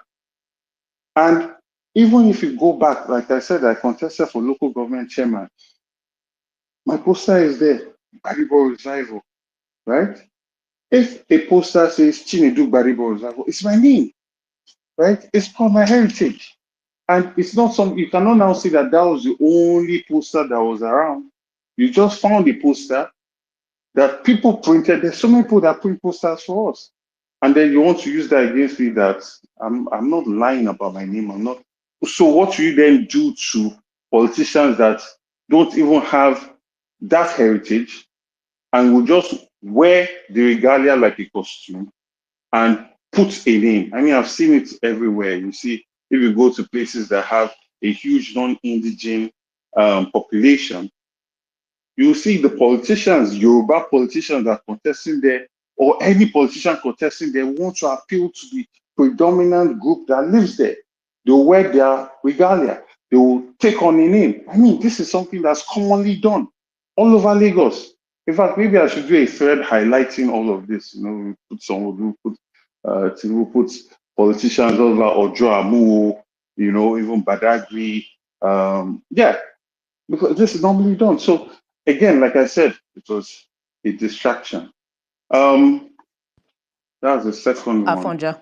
Can you please remind me the Afonja one? Now, that Afonja statement, the first time I used it to talk about my opinion of what Bola Ahmed Tinubu was doing at the time, right? Now, if you know the story, and people, what I now found later on was people said that the Afonja term was a term used as an insult. But it's very shocking that somebody will use that term as an insult. The name in itself is not an insult. It's about the action of the man. And if the action of the man does not fit into the context of which you are using it, then it's null and void. Now, what was the context? This was the time where Ruga was the thing that everybody was talking about. And a lot of leading Yoruba personalities have come out to say no to Ruga, no to taking our land to give it for cattle, grazing, and all of that. By which metric are you going to do this? We need land for our farms. You just want to take land and give it to herdsmen in the name of ranching. Meanwhile, there are ranches that can be done in the north or elsewhere, or there can be a private arrangement that can be made. It doesn't have to be government forcibly taking land. Now, this was the context. Then there was also the water resource bill that was being pushed, and we're trying to push it in the Senate. I believe it failed first couple of times. And on all of this, for the longest time, Bola Ahmed Tinubu was quiet. Then he put out a statement that was neither here nor there. And it was just clear that he was trying to play up to the north, right? And that was where the term Afonja came from, where the interests of your people were put below your own personal ambition. Now, the idea of Afonja was a prince from Oyo that had a personal ambition to be king. Unfortunately, it did not quite work out, whether it was through Ifa or any of his internal politics, that did not work out. So he now partnered with a northern prince and northern militia to now take over the southwest and install himself as king, right? And it did not matter how many of his people were killed. It did not matter that he was leading a foreign army against his people. The idea was that he wanted to be king, so his ambition came first. Unfortunately, he was later poisoned and he died. So that is the context of Afonja. If you just see a person and call him Afonja, and the person is not doing any of that, then it's retarded, right? So that was the context. It was a timing thing of major issues that were of Yoruba interest. You had a situation also at the same time. Fulani herdsmen came, killed one of the leading, I think it was, if I'm not, forgive me, I might be wrong, but I think it might have been Chief Fasoranti's daughter or something was killed or something. This happened some time ago. Forgive me if I don't get the facts right, but a leading personality in Yoruba land, his child was kidnapped or killed, and then he came there, and his question was, where are the cows, right? So it's in all of this. This was the context of that, right? So, and that was what led to me calling him, using the word Afonja to describe what I felt was his position on the interest of Yoruba people. I think that's it, right? I think there were 4 points. I Yeah. think I've answered all And 4. you didn't miss any of them. Thank you. All And right. see, I'm Thank you. also a kitty. So I Okay. appreciate you even educating that side of my heritage because this a lot of it I needed to have understanding on. But to a Yoruba Yeah. person listening to you now, any Yoruba person who was Yes. offended, and the Yes. context in which you've described it is completely different from their interpretation, and many didn't Yes. even know. I'm guessing that this was in No. reference to somebody specific, because I remember even the Yes. image, the hat, the famous hat. It's Tinubu's hat Yeah. was on it now. So, It's Tinubu's hat was on so what it. do you say to somebody who was offended by that and said, "Ah, as much as I would have liked this guy, this comment rubs me the wrong way"? What would you say to them right now? Yes. No, I offer profound, deep apologies. At the time, I was not thinking about politics. I was not thinking about how people can twist what I say, take it out of context, and try and use it. It's like what I said. I was on Channels TV. A lady was talking to me, and we're discussing like really important issues. I think we're just finished talking about NSAS and number of people that were killed, but the governor was lying. And then her follow-up question was something along the lines of, why don't you speak in Yoruba, or you don't speak Yoruba, and all of that. And I think in the anger and frustration that I was feeling for how the government has treated people, my mind was saying the real issue is that people have been killed, right? The people that were Yoruba, Igbo, Hausa, they did not separate them by language when the army came to come and shoot. And I let that frustration get best of me. So in the way I expressed myself, I said something along the lines of, well, I do not think in Yoruba, right? Now, unfortunately, that was now twisted to come out as though I think Yoruba is less than, or I don't value Yoruba culture, I don't value Yoruba heritage or pedigree, right? When it was just simply the language that I process my thoughts in is English. So I'm more proficient in speaking English. But if I could go back, I'll never have said that, because when you are in politics, you must understand that everything you say can be twisted, can be taken out of context.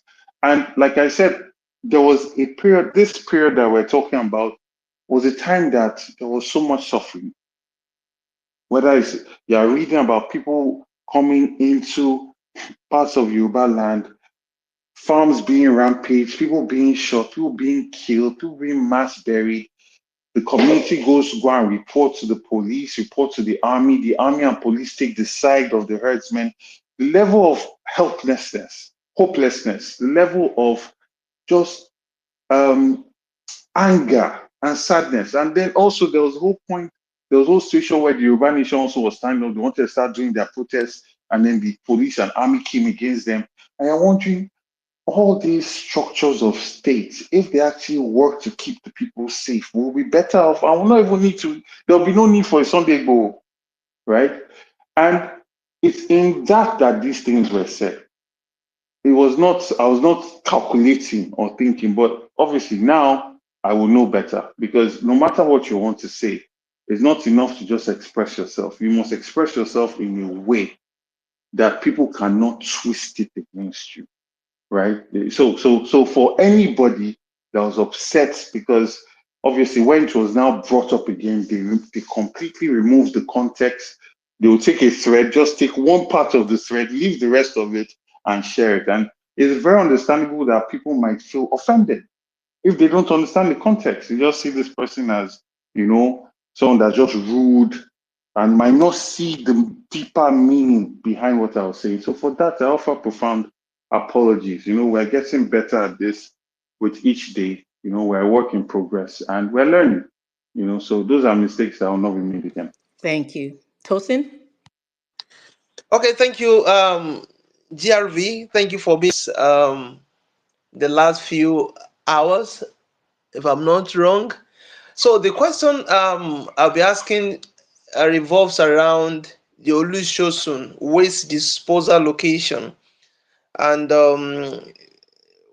I've lived around that place, and that place I can categorically tell you that it does stink. So yeah. Of course. So one of I think one of our audience asked you this question. He said, Olusosun waste disposal location is at the heart of Lagos capital, and the entire area smells and create pollution. Question is, if you are a governor in 2027, what will you be doing differently as regard this ugly situation? That is coming from Abodere. Okay. Please go Okay. ahead. All right. Thank you. So during the Ambode government, I'm not sure if you might remember, but that's waste. They managed it in such a way that it has started to become like a hill, like a green hill. The smells reduced significantly, and there was some process by which they managed that. And when I was trying to contest, well, and that changed with some Lu coming in. If they started they started land filling again and just dumping waste there. I've always said that after our human capacity in Lagos State, in terms of the sheer number of people, the entrepreneurial spirit, and everything that characterizes Lagos, the second resource we have is waste. And Lagos State, unfortunately, does not manage waste. It does dump waste. They waste waste, right? And that's something that must be corrected from the ward level in terms of separating waste directly from the source, organic waste going in a particular direction to generate biogas and electricity if possible, plastic waste going in another direction to specific places where they're going to use economies of scale to recycle the plastics as much as possible, and then other type of waste, paper, um, wood, and all of that. So waste must be separated from source, right? And incentives must be given. When the states was talking about banning plastics and styrofoam, which I agree on the long run should be done, but it must be done with a holistic policy in mind, right? You can incentivize for plastic collections, you can incentivize for um, the phasing out of styrofoam. Now, all over the world, you have recycled paper containers that have replaced styrofoam. You have recycled like pieces of bamboo that they mold to be able to be used the way we use styrofoam, even to the point where they're even using leaves, right? And they're hardening it and using that as packaging. So all these things can be employed, but it must be phased out. And stakeholders that are currently employing people and producing these things must be carried along and work through that. So for me, to your specific point about Lucius, now there are chemicals that are natural chemicals that are introduced to these landfills to hasten and to speed up the breakdown. We lost you. Can you hear us? Now, Yeah. yes, I can Okay, hear there you you now. go. Just the last, Okay. just the And last then line. Yeah. also, yeah, yes, and they're also in Boston and MIT now, they've created the bacteria that can actually start to break down certain type of plastics. So for us, for me, the solution to that, aside from creating a network that allows for recycling and upcycling, is that landfill, like you said, is in Ikeja, or at least is on the way to Ikeja, is on the way to Alausa, right? It's not, it's an eyesore, right? And I feel that the direction that it was going with Governor Body's government, where it started to be green, right? Started to be green field, which ultimately could then become over time a place where can be a leisure center, can be a park, would have been something that would be good for Lagos. So that just dumping waste is, for me, it's extremely wasteful and not something that will be done in my government. And this also goes into the amount of waste in terms of fecal waste that are taken out from houses, especially on the island, out from houses and just dumped into lagoons. Why? So there are parts of Lagos you get on ICL, and there are parts of Lagos you get onto, and you're just smelling shit, right? And this should not be. We need to have biodigesters that are designated to be able to receive all fecal waste. And this can be done in central zones. Maybe Lagos West can have 3 of those. And then, in other central zones, have them, and then you free these in. It's creating biogas, cooking gas as an output, and to a certain level, it can even power itself in terms of electricity that it generates. But it must be a holistic policy. We cannot in 2024 still be dumping shit into the lagoon, right? So yeah, let me leave it there. Okay, thank you for that, GRV. So away from that, I would like to bring in Mr. Babatunde. Please, you have the mic, sir.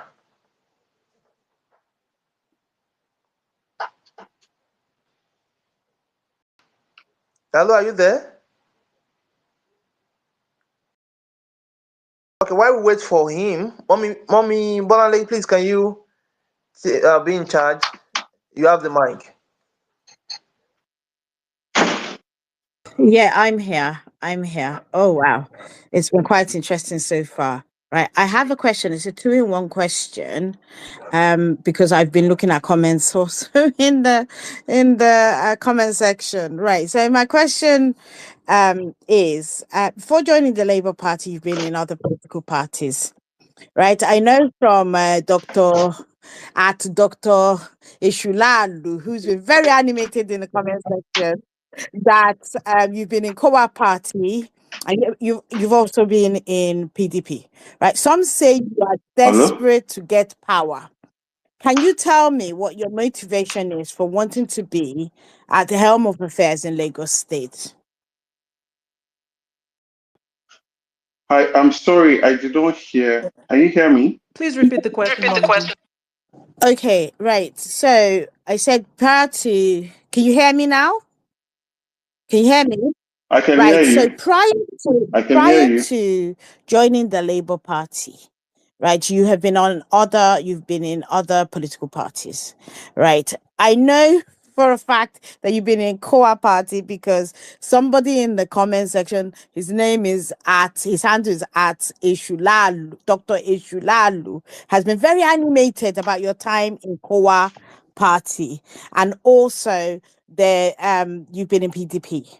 Right. Many would, have said that you're desperate to get power. So my question is, what is your motivation for wanting to be at the helm of affairs in Lagos State?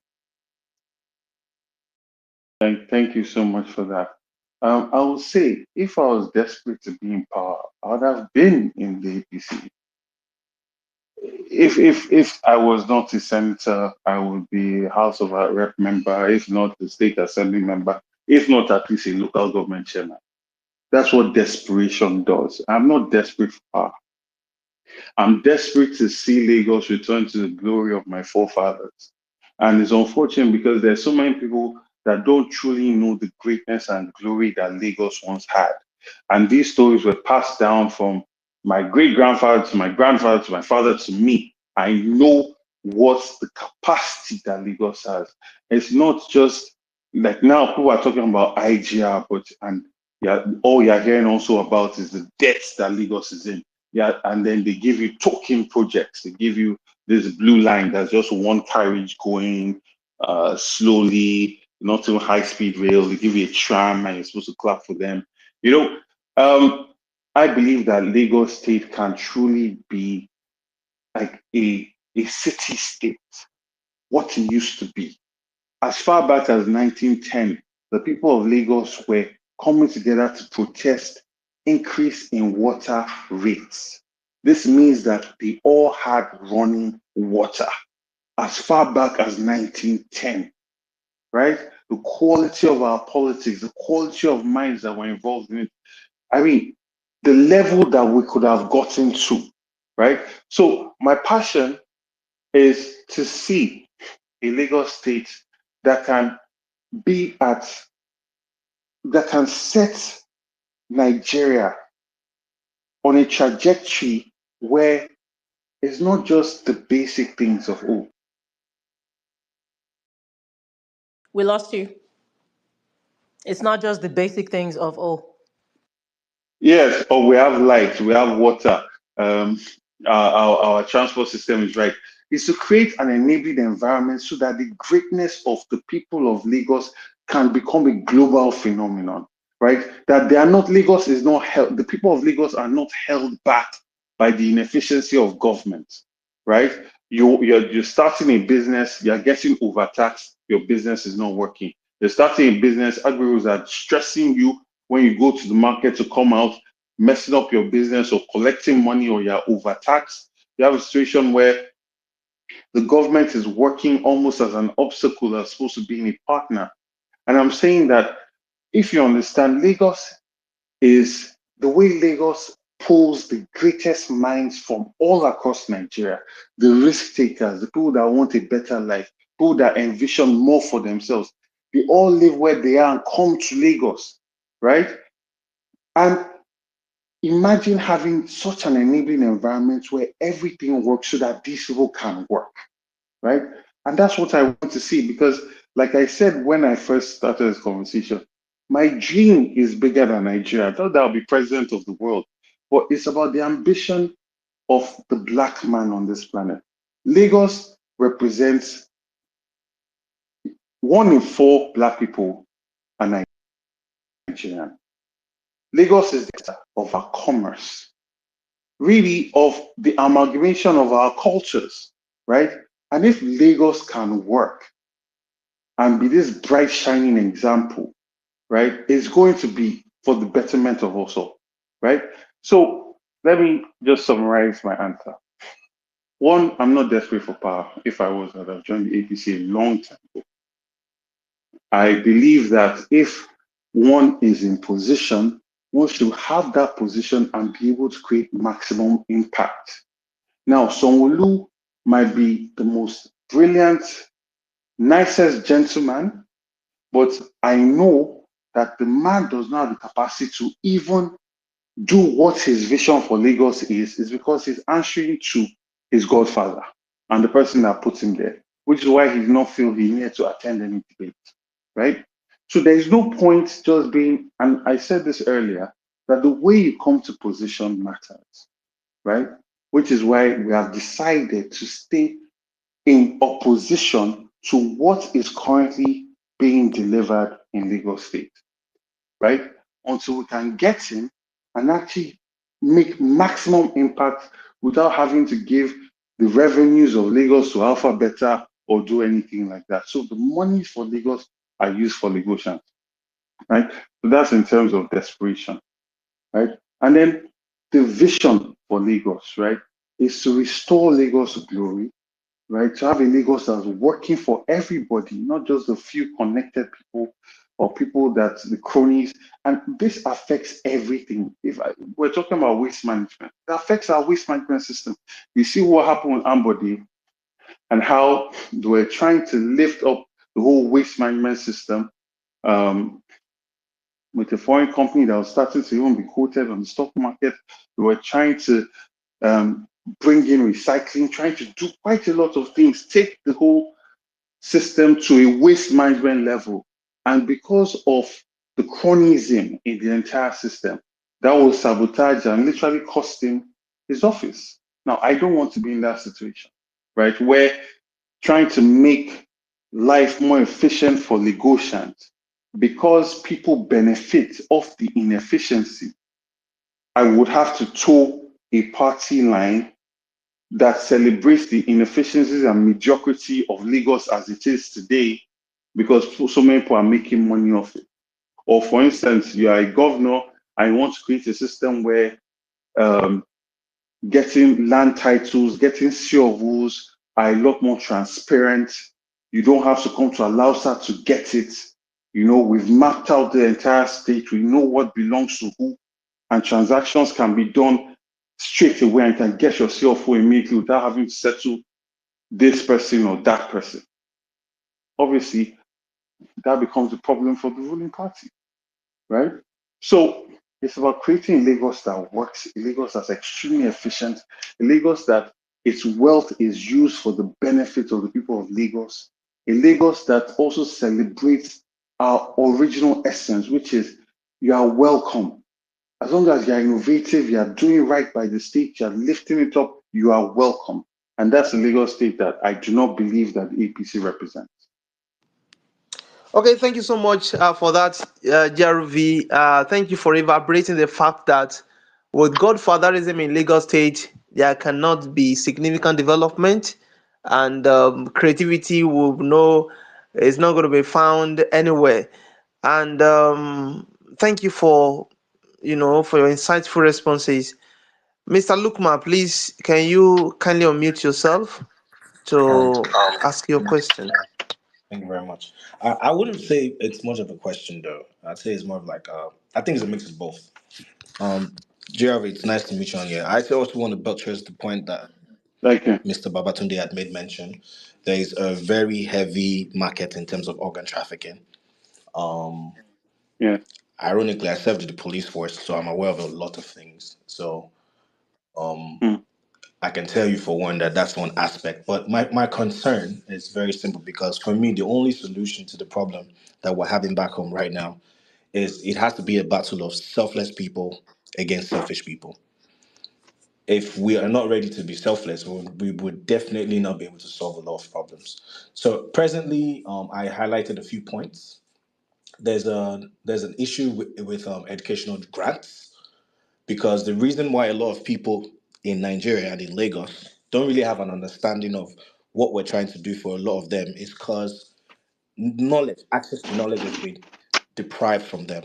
So they don't have access to it. And how do you explain to someone who is really not properly educated on what to do or how to do it, and then tell them you're fighting for them when they're not properly educated? So it's important to actually figure out how we're able to create grants to solve that issue. How we're able to create grants to solve housing issues. How there's presently just today I got information of severe challenges coming up with birth control issues with Black women, and a lot of women are using birth control pills that are brought from, I don't know what country they're brought from, but it's causing a lot of problems. A lot of our women are having bleeding issues, and no one is paying attention to this. No one is doing research on this. There's also drug control issues. There's a big challenge in access to testing centers for basic health situations. The general hospitals are very problematic at this point in time. And then another observation, which I would say, in my history, because for me, Lagos became worse over time. If I look at what the Lagos was when I was a child and what the Lagos is right now, it's really nothing to be proud about. But I believe solution can be solved, but at the same time, we need to be selfless. And my observation is the Labour Party has always been used like a Uber driver to take selfish politicians to their destinations, and once they're there, they just let it go, and then the next person comes for the next ride. Please So wrap up, Lookman. Thank yes, you. so um regarding waste controls, in 2011, I did a research through all the states in Southwest for mineral resources and waste control management. I can tell you Olusosu will cost Lagos State government a whole lot. It is supposed to have been closed down. Biodegradations of waste is also a possible solution, but biodegradation of waste can only work in a community where the government has control over the wastewaters. As far as Lagos is concerned, everyone is dumping their waste in the soil and it's messing up the water table. We're really just concerned about the sea. I'll give you a Thank case study. There's the case study Igondo. The whole of Lookman, case study. Oga, wrap up now, please. Now, yeah, one the case of minute. Igondo General Hospital, Hmm. starting from that dump site all the way down to Ishitu. The whole water table Yeah. is a mess. You can't drink it. You can't do nothing. It stinks, smells. There's a whole lot. So I think the focus should basically be more on we need to fund a lot of private research. Thank you. There's an outbreak in terms of HIV right now. No one is paying attention to this. There's a whole lot that needs to be captured. But I feel like the most important of everything should still be grants, educational grants. I presently fund an average of about 10 nursing students in Nigeria presently. I know I can't do that by myself, but Thank you, we need to Lookman. focus on educational grants Yeah. to be able to. Oh, Okay. okay. Looks like the Yeah. conversation had to end. But thank you so Okay. much, GRB. I don't know if you wanted to respond to that. Oh, can I respond? Yes, please go ahead. Yeah, I do. I do.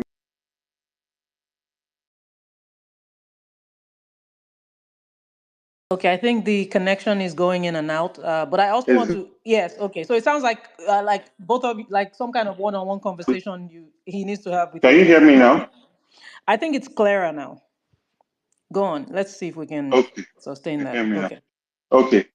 All right. Okay. So We government lost you again. that uh, I can hear you. Can you hear me? I can hear you. Can you hear For me? now, yes. Okay, yeah. Let's try Okay. that again, and I'll let you know if we can't hear you again. Okay. So we must have a government that prioritizes the life of Lagosians of Nigeria.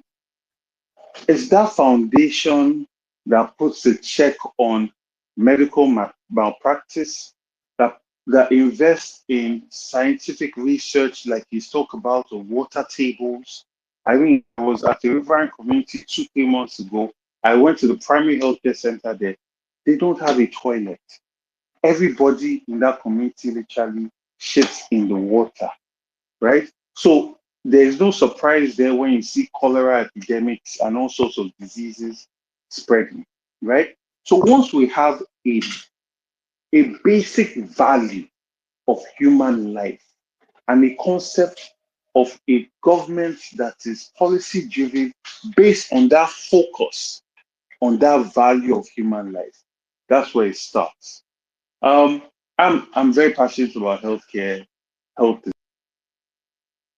delivery, accessible health insurance, and things like that. So that let us separate the education per se from the politics. And there's a reason why I want to say this. You see, in Mushin local government, there's a gentleman there. Well, not a gentleman, he was much older than me, much older than me. He's called Kakware, I believe he's still like Kakware. And he was representative for Mushin local government in the Federal House of Reps. He was in APC, contested, I believe, on Accord Party, and he won all his elections. Why? Because he was there with them in the community. He would drive the school bus to pick children to take them to school himself. When there was issues with water in the community, he helped them provide water. You cannot say that this was a man that was extremely wealthy and buying people's love or devotion. He was a person that cared about his community deeply, right? And the people, whether they're educated, uneducated, literate or illiterate, people recognize love. Love is a universal language. People will always recognize love. And when you put in enough time, you see, when politicians start the game late, they have to spend a lot of money. When they put in the time and work to get the hearts and minds of people, that's literally what His Excellency Peter Obi did. That's what he did. He spent so many years talking, reaching out to people, attending events, burials, weddings, everything. He was there. And living a life that he could point at and say, go and verify, right? And that's what people loved about him, right? That's how you win people's hearts. So that's very important. And I don't want us to limit that to just the educated versus the uneducated. People, whether literate or illiterate, they recognize love, right? A community that has been shitting in the water for over 20 years, you go put toilets for them, they recognize love, right? Whether they can read or write, they recognize love. So that's one part of it. At the same time, education, human capacity development, investment in human capacity development is the only way to go.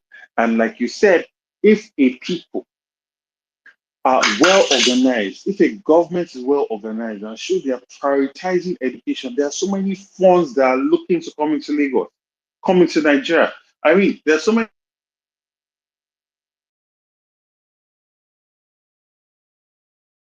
We lost of you. these Okay.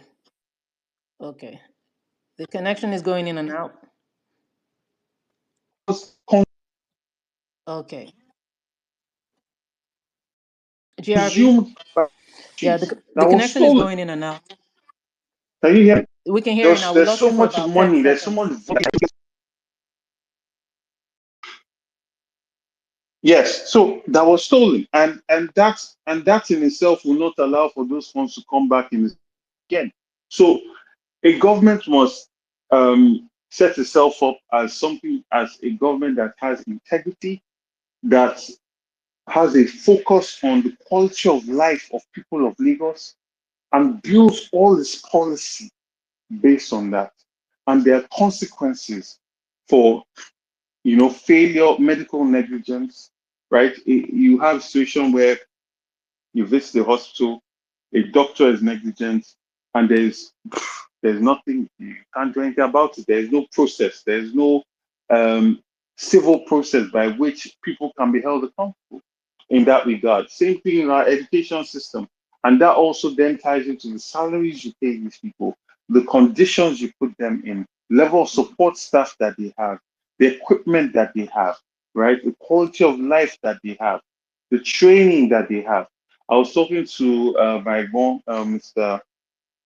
Babatunde Badamosi, sometime last year, and he was telling me how Nigeria is in such a mess because all the people that have had so much experience in the medical field that will normally be the ones that are training our doctors, they have now left. So who are the people that are going to train the young doctors that we are training out, right? And his idea was that we have to go and approach these people, incentivize them with significant sums of money that we know they can potentially get because there's an opportunity cost for them staying in Nigeria, and bring them back to ensure that our doctors are getting trained by the best minds possible. Now, these are ideas that will flourish in a government that has prioritized the life of its citizens. I'll stop there. Thank you. Thank you so much. At Ndekon, are you ready? If so, please go ahead. All right, thank you very much. Greetings to Parallel Facts for this opportunity, and I bring more greetings from Transparent Obedient Movement Space Storms. My question is to God sent Gbadebo. What's your plan as regarding women when you look at the demographic in terms of our electoral process? We all know the role they play. They always, come rain, come sun, they are always there, ready to cast their Mm, vote. And also we also know they are also vulnerable when it comes to being induced by all these crooked politicians. So what are your plans for them? And secondly, what are your plans for the aged people and the children under 5, knowing fully well these people are this age bracket are going through a lot. So that's my question. Thank you for the work you've been doing. I appreciate you. Thank you thank for you. keeping Thank it you. brief. We appreciate that. Yes. So right now, again, like I said, we're working on winning hearts and minds and making a difference with capacity that we have. You might have read in the papers that I shared like 1,000 bags of rice. Um, I think it was 2 weeks ago in different local governments, and those were really targeted at the vulnerable, the aged in the community, right? And people that are really going through a lot. Obviously, it will not solve all their problems, but it's a little that we can do, based on capacity that we have. Um, in terms of people buying votes and all of that.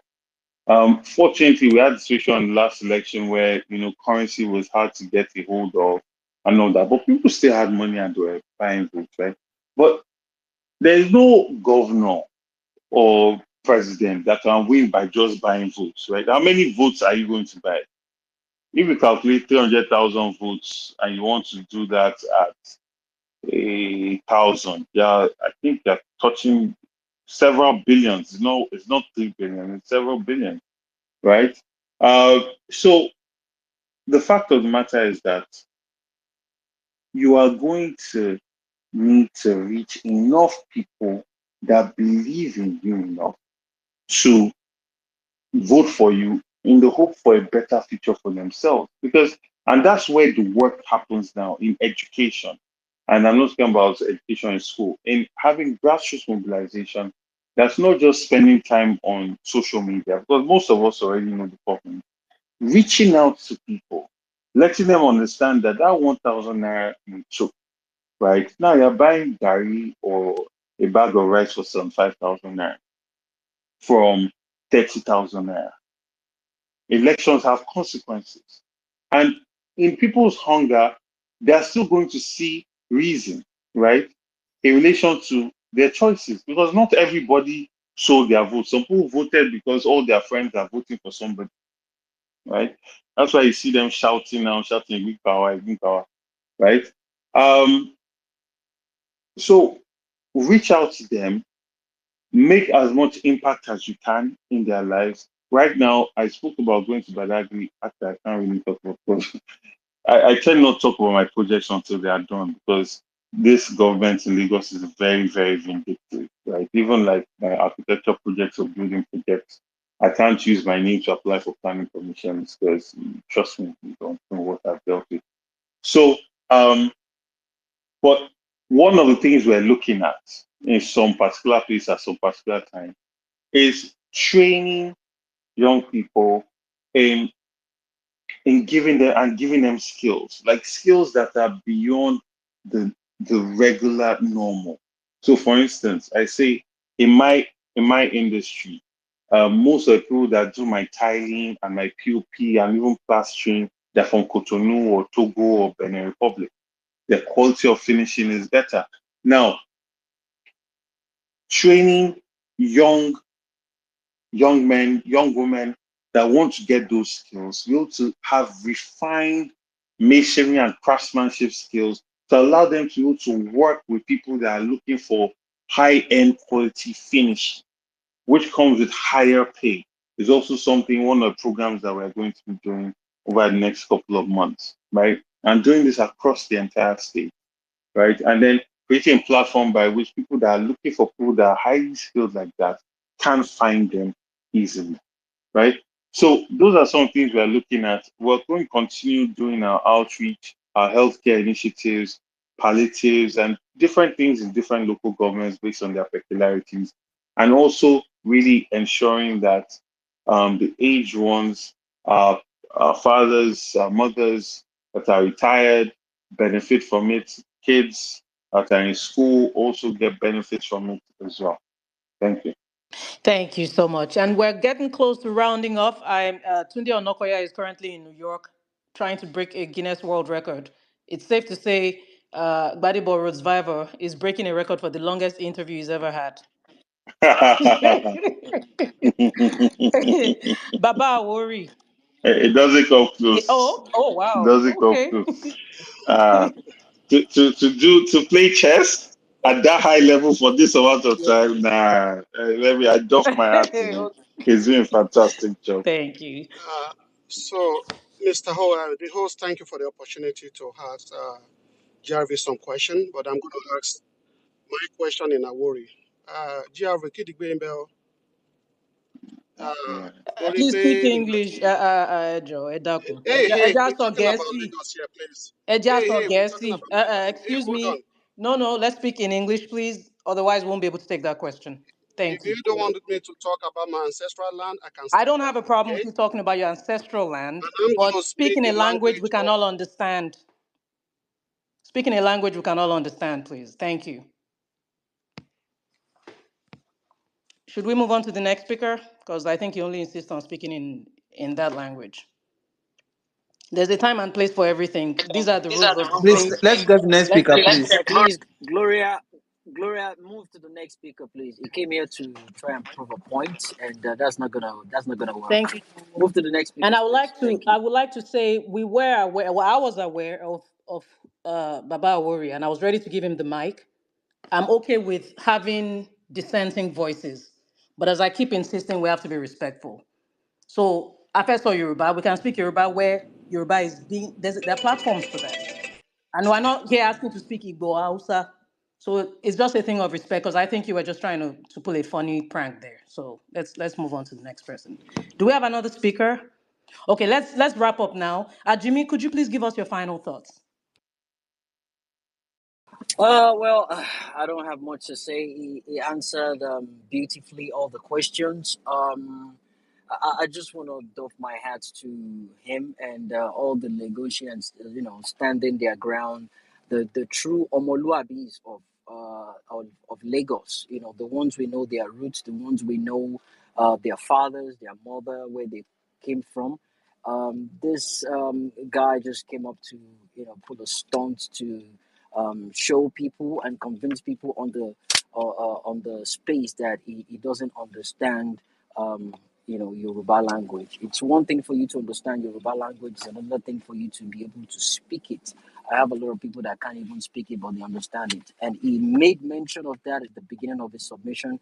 Getting the job done doesn't require him to speak Yoruba. The contractors that will be doing the job, they don't speak Yoruba. It's about getting the job done, and that's the most important part of it. So, on that note, thank you so much for coming. Gbadebo Rhodes-Vivor, God bless you. We hope we'll be having another beautiful engagement with you with Parallel Facts in the nearest future. God bless you. Thanks for coming.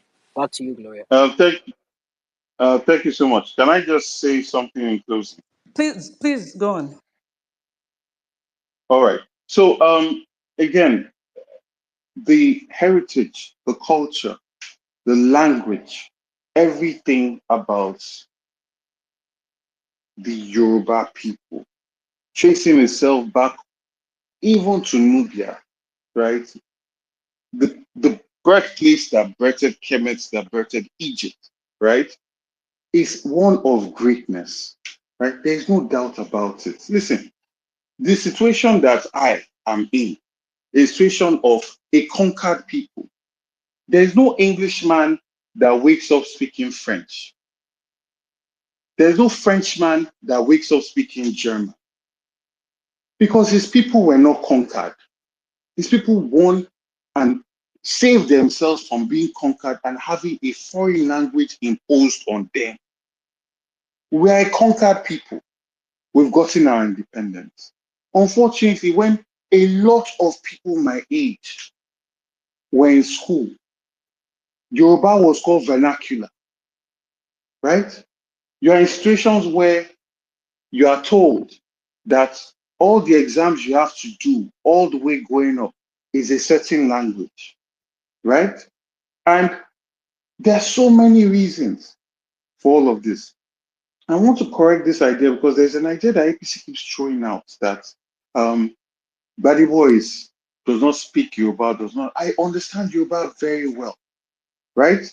And it's something I have. See, these people that are calling, let's wait till 2027. They are going to be shocked, right? But the problem now is that they are using this as a distraction, right? A woman, like His Excellency Peter Obi says, a woman that's sewing in Oyo that have paid some 5,000 naira for rice, when she goes to the market, we like Yoruba gets it cheaper for her. Like we have life and death issues here, right? Let's not let's not reduce the quality of a language, of a heritage as a distraction or a deflection from major problems that we have. If we're fortunate and the Oyo Empire, the empire in Lagos, did not engage in so many things and we're able to be together and will not fight the wars against ourselves as we fought for so many years, and we're able to have one solid military that repelled the British, who will be speaking English? Who will be speaking English? Right? So that is a situation, and Yoruba is a beautiful language, and it's very painful. The thing that's even more painful is the people that are pushing these ideas, right? They are not even producing ideas to make Yoruba a living language. When I say a living language, there are people that are studying Chinese today because of what the Chinese empire is doing. They are learning Chinese. There are people that are going to go and study English. When I say living language, Ifa is the root of computation, programming, binary codes in the world. What kind of computation language have we done with this our Yoruba? What kind of messaging have we been able to code so that we can send message to ourselves that cannot be read by foreigners, by the British, by the French, with Morse code, using Ifa and all the probabilities that come out of it. All these people that are talking, how many languages, major languages that have, not languages, I'm talking about books, that have pushed civilization forward, that have taken us to a higher point. How many of those books have they translated to Yoruba? Even if they've not translated it into a book version, to an audio version that let our people have access to all this new knowledge. How many books in terms of textbooks for our children, primary school, secondary school, right? Not these old books that we're using 20 years ago that they're still using in secondary school. How many of these things have been translated, right? Now, these are the things I want to hear about, I want to talk about. These are things I want to fund. These are things my companies are doing, right?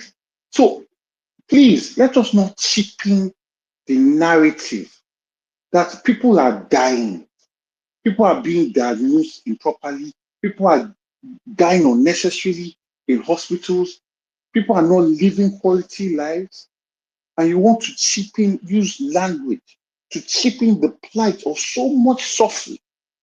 I think that you are doing a disservice to the noble heritage of the Yoruba people and their journey from Nubia all the way down to the story of Oduduwa appearing in there, right? You're using that as a disservice. So please, let's avoid distractions. We are talking about life-changing things that are affecting millions of people and the destiny of 200 million human beings, the largest congregation of Black people on this planet. I'll end it there. Thank you, GRV. Well-meaning.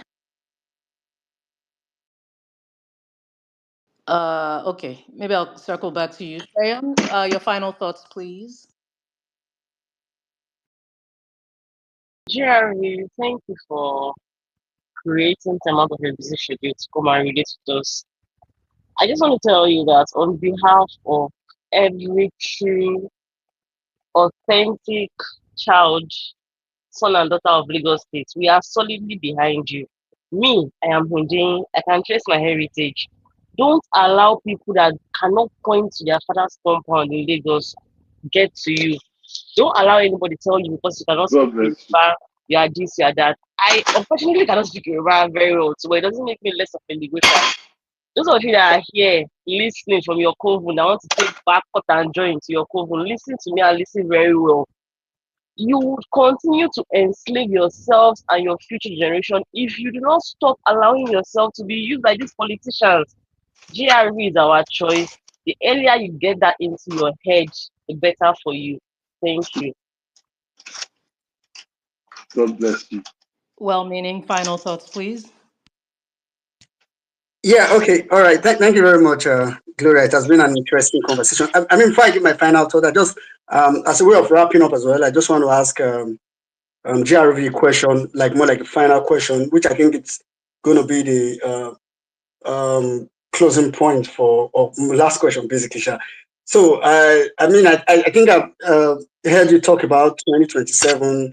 Of course, I don't think I need to ask you if you intend continuing this push to rescue the people of Lagos in 2027. So my question basically would just be what I can see some of the activities you are doing already. So what other activities are you planning to do? The ones that you think you can review. Then most importantly, are you looking at the possibility of working with some of the well-meaning candidates? I can point to Funsho Duarte as one, and probably a couple of others that you may know as well, to collaborate with them and see how you guys can rescue Lagos. Okay, so in terms of activities, I mean, the stuff I've said repeatedly, engaging with communities, making impact with the capacity that we have. And, just because you don't win an election does not mean that you can just turn a blind eye to all the suffering that you experienced when you went to go and court votes in different communities. So there are a lot of low-hanging fruits and problems that we can solve all across Lagos based on the capacity that God has blessed us with, which is stuff that I'm going to do. And I'm also going to reaching out to others to help me along this journey, right? It's very, very important. Even, I mean, if you want to serve people, you don't have to be in position to serve people. It's something that comes from the heart. So that's the first thing. And yeah, so education, impact, reaching out, building relationships, building networks, and connecting with people. I think that's the most important thing. Once you can connect with a person, it's very difficult for people to spin lies and propaganda against you. It just will not fly. All right, thank you very much. Thank you very much, Jarvi. So, thank you. Now, my final statement. Really, thank you for coming, and thanks to every person. I can imagine. I know probably like a couple of persons that would have also wanted to come, but maybe because of the time. So, thanks to everybody that came around as well. And like someone said earlier, I'll just tell you, the obedient structure. I am an obedient. Thanks to Parallel Fact for giving me this opportunity to engage you. I believe whenever they have an APC person, they'll probably also get APC people to come to the panel. But Please come. but I just want to say, feel free to not take advantage. Feel free to walk and use the obedience structure in Lagos State, like someone said earlier, and build all these relationships, do these activities that you are saying currently that you need to do. So thank you very much for coming. Thank Gloria. Thanks to everybody, the entire Parallel Fact team as well. Thank you, well-meaning. Mommy Bolanli. Yes, man, it's been an interesting time. I mean, I'm an incredibly proud Omiko because I have to boast a little bit. He's from Lagos Island. I'm from Lagos Island. You get? I had to boast. So, but as said, thank you so much for coming on. To speak with us. I mean, it's a shame that we didn't get to speak about the fantastic work that Dr. Ife is doing in regards to research in malaria and the work you guys did at some point on GMO and the role you played in NSAS. I mean, all of those, perhaps you would come back. I hope you would come back, right? So that Anytime, anytime. because it would be interesting to see that side of you away from politics. I think that will give people a more rounded view about who you actually are, right? But yes, thank you for coming. Thank you for answering all the questions, including the ones that perhaps were a bit more uncomfortable. But yes, hope to see you soon again. Thank you. I yield. Thank you so much. Tosin. Yeah, we want to say thank you for coming, and it has been a very insightful interface with you. And we hope the next time we invite you, you will gladly accept our invitation. And this is to encourage you to continue to do the good works ahead 2027 election. And as I'm using this opportunity to welcome people from APC, PDP to come and air your views, to come and address one or two questions that will be thrown at you by our audience and by probably your party members. And on this note, I say thanks for coming again. See you next time. Thank you so much, Tosin. GRV, I want to ask you a question as we wrap up, and then I'll give my final thoughts. I just want to take this because I think it's very important. From Emeka Elenwoke, thank you so much for this question. He's asking, he's saying and asking, GRV could lose the next election to rigging again if there is no clear electronic transmission of election results from polling units in real time as the Electoral Act states. However, the judiciary says INEC can shift the goalpost again in 2027 since it is not mandatorily stipulated yet. What will GRV do to ensure his mandate is not stolen towards this regard again? Hashtag GRV on Parallel Facts. Okay, so I think it'll be foolish to believe that INEC will transmit results. The current INEC commissioner has proved himself to be one that, you know, says things that he doesn't really mean, makes promises that he doesn't intend to keep, right? And even break down processes that it doesn't intend to follow. So for me, when people are showing you who they are, believe them. And same thing with the idea of going to go and win in the court of law. As you know, I went all the way to Supreme Court, and I literally watched a situation where an item that's number one in the reason to disqualify a governor was said to not be enough to disqualify a governor. So now in Nigeria, we have a situation where a president and a governor can swear an oath of allegiance to another country and still be the commander-in-chief of the country and the chief security officer of the state. So my thoughts in 2027 is not to go to court to go and be fighting for a mandate. I look to Kanu. You see, APC did everything that they tried to do to take Kanu. Even they tried in court. But there's such a groundswell. There's a point where you get to where you've built such a groundswell, you've done such work that the powers that be know that a huge amount of people are against them, right? And based on that, they do the right thing. And that's what happened with Kanu, right? So for me, at this point in time, our focus is on community engagement, reaching out to people, making impact as much as we can, winning hearts, touching minds, touching lives, and just allowing as many people as possible to get to know me, right? And let them be the judge of what's going to happen in 2027.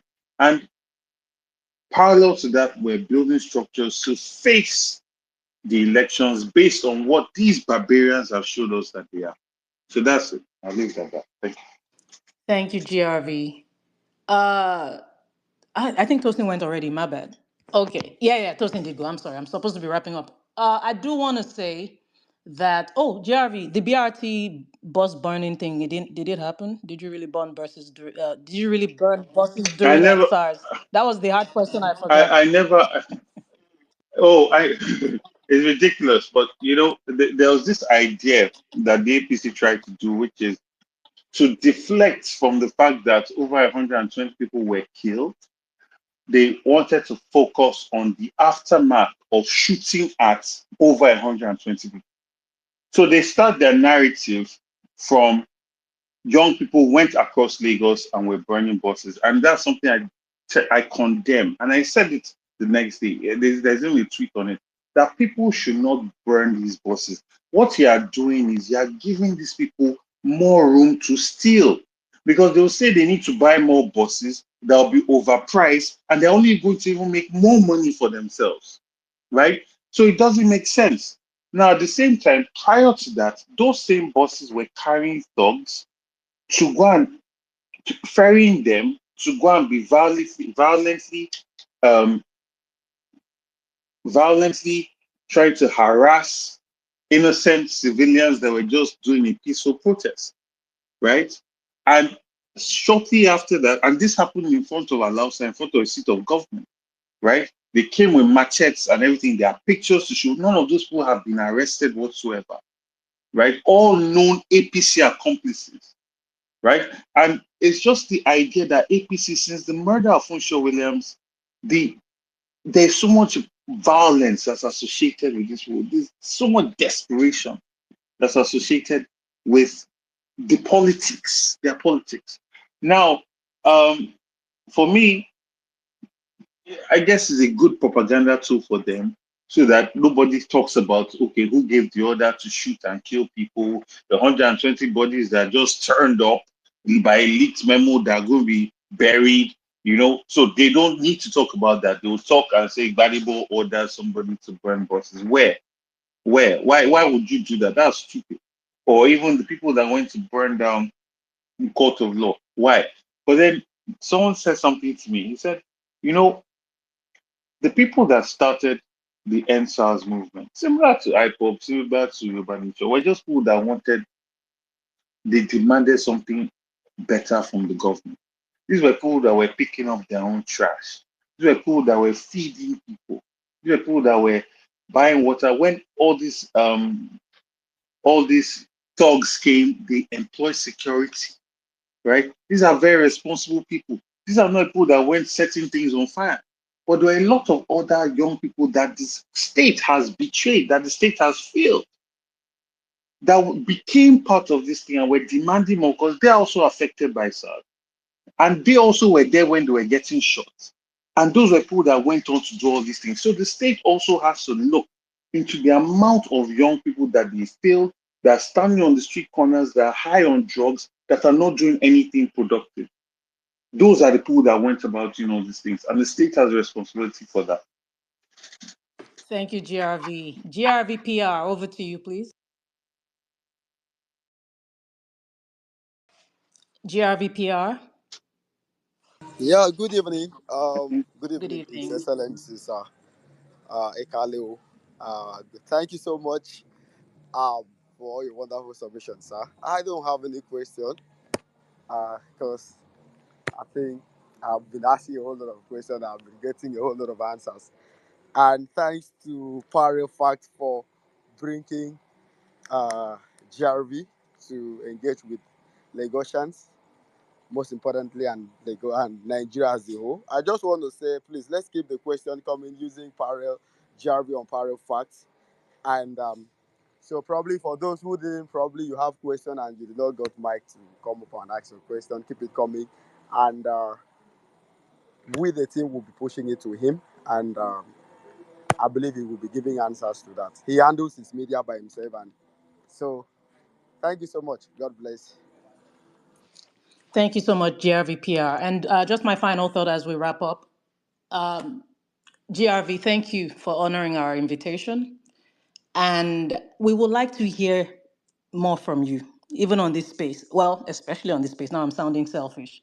Because, for instance, these allegations that have been cleared, some people may be hearing the responses for the first time. So I think well, that's my recommendation anyway. Thankfully, GRVPR is on here. And I do want to thank GRVPR as well for not putting any block, any stuff. They said they were open to any question that would be asked. I know on Parallel Facts, we're not going to just ask you the soft questions. We're going to ask you the hard ones, especially the ones that are out there, to clear whatever allegations. Everybody has a right to reply.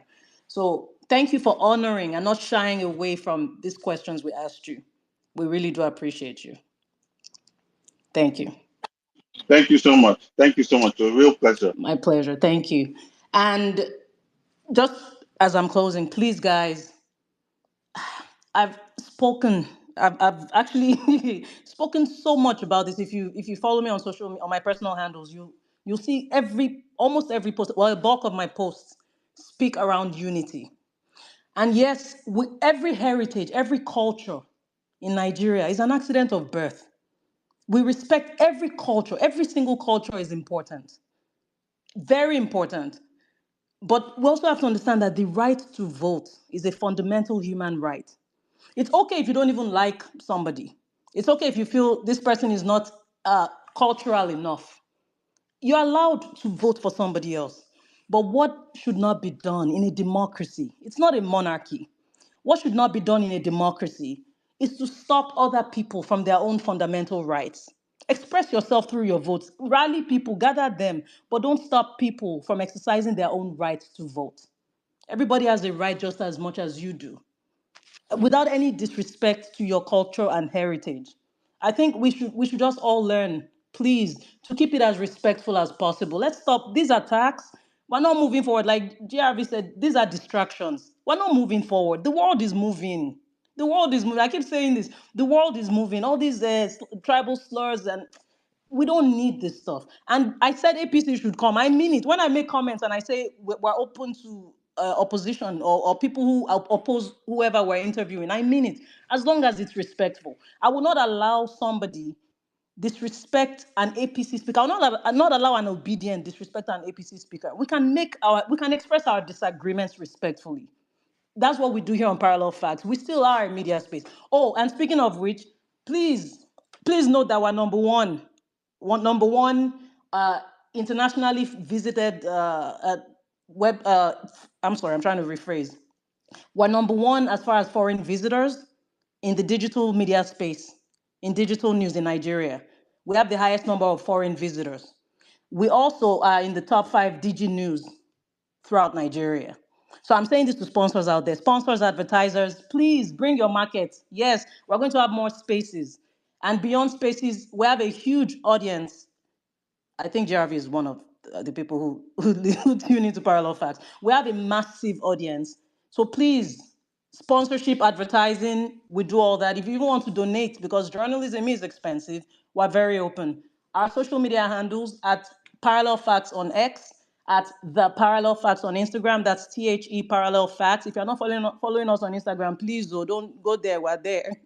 And of course, we're on YouTube. As we speak, we're streaming on YouTube. You can always go back and replay this space. I'm personally going to do that. Replay this space with an open mind. Just listen. It's okay if you have opposing views. It's okay. Listen with an open mind. Let's learn all we can. It's the bottom line is about making impact and building a nation that works for all of us. We thank you all for coming. And I do mean it. APC, PDP, Showore, whoever you are, we're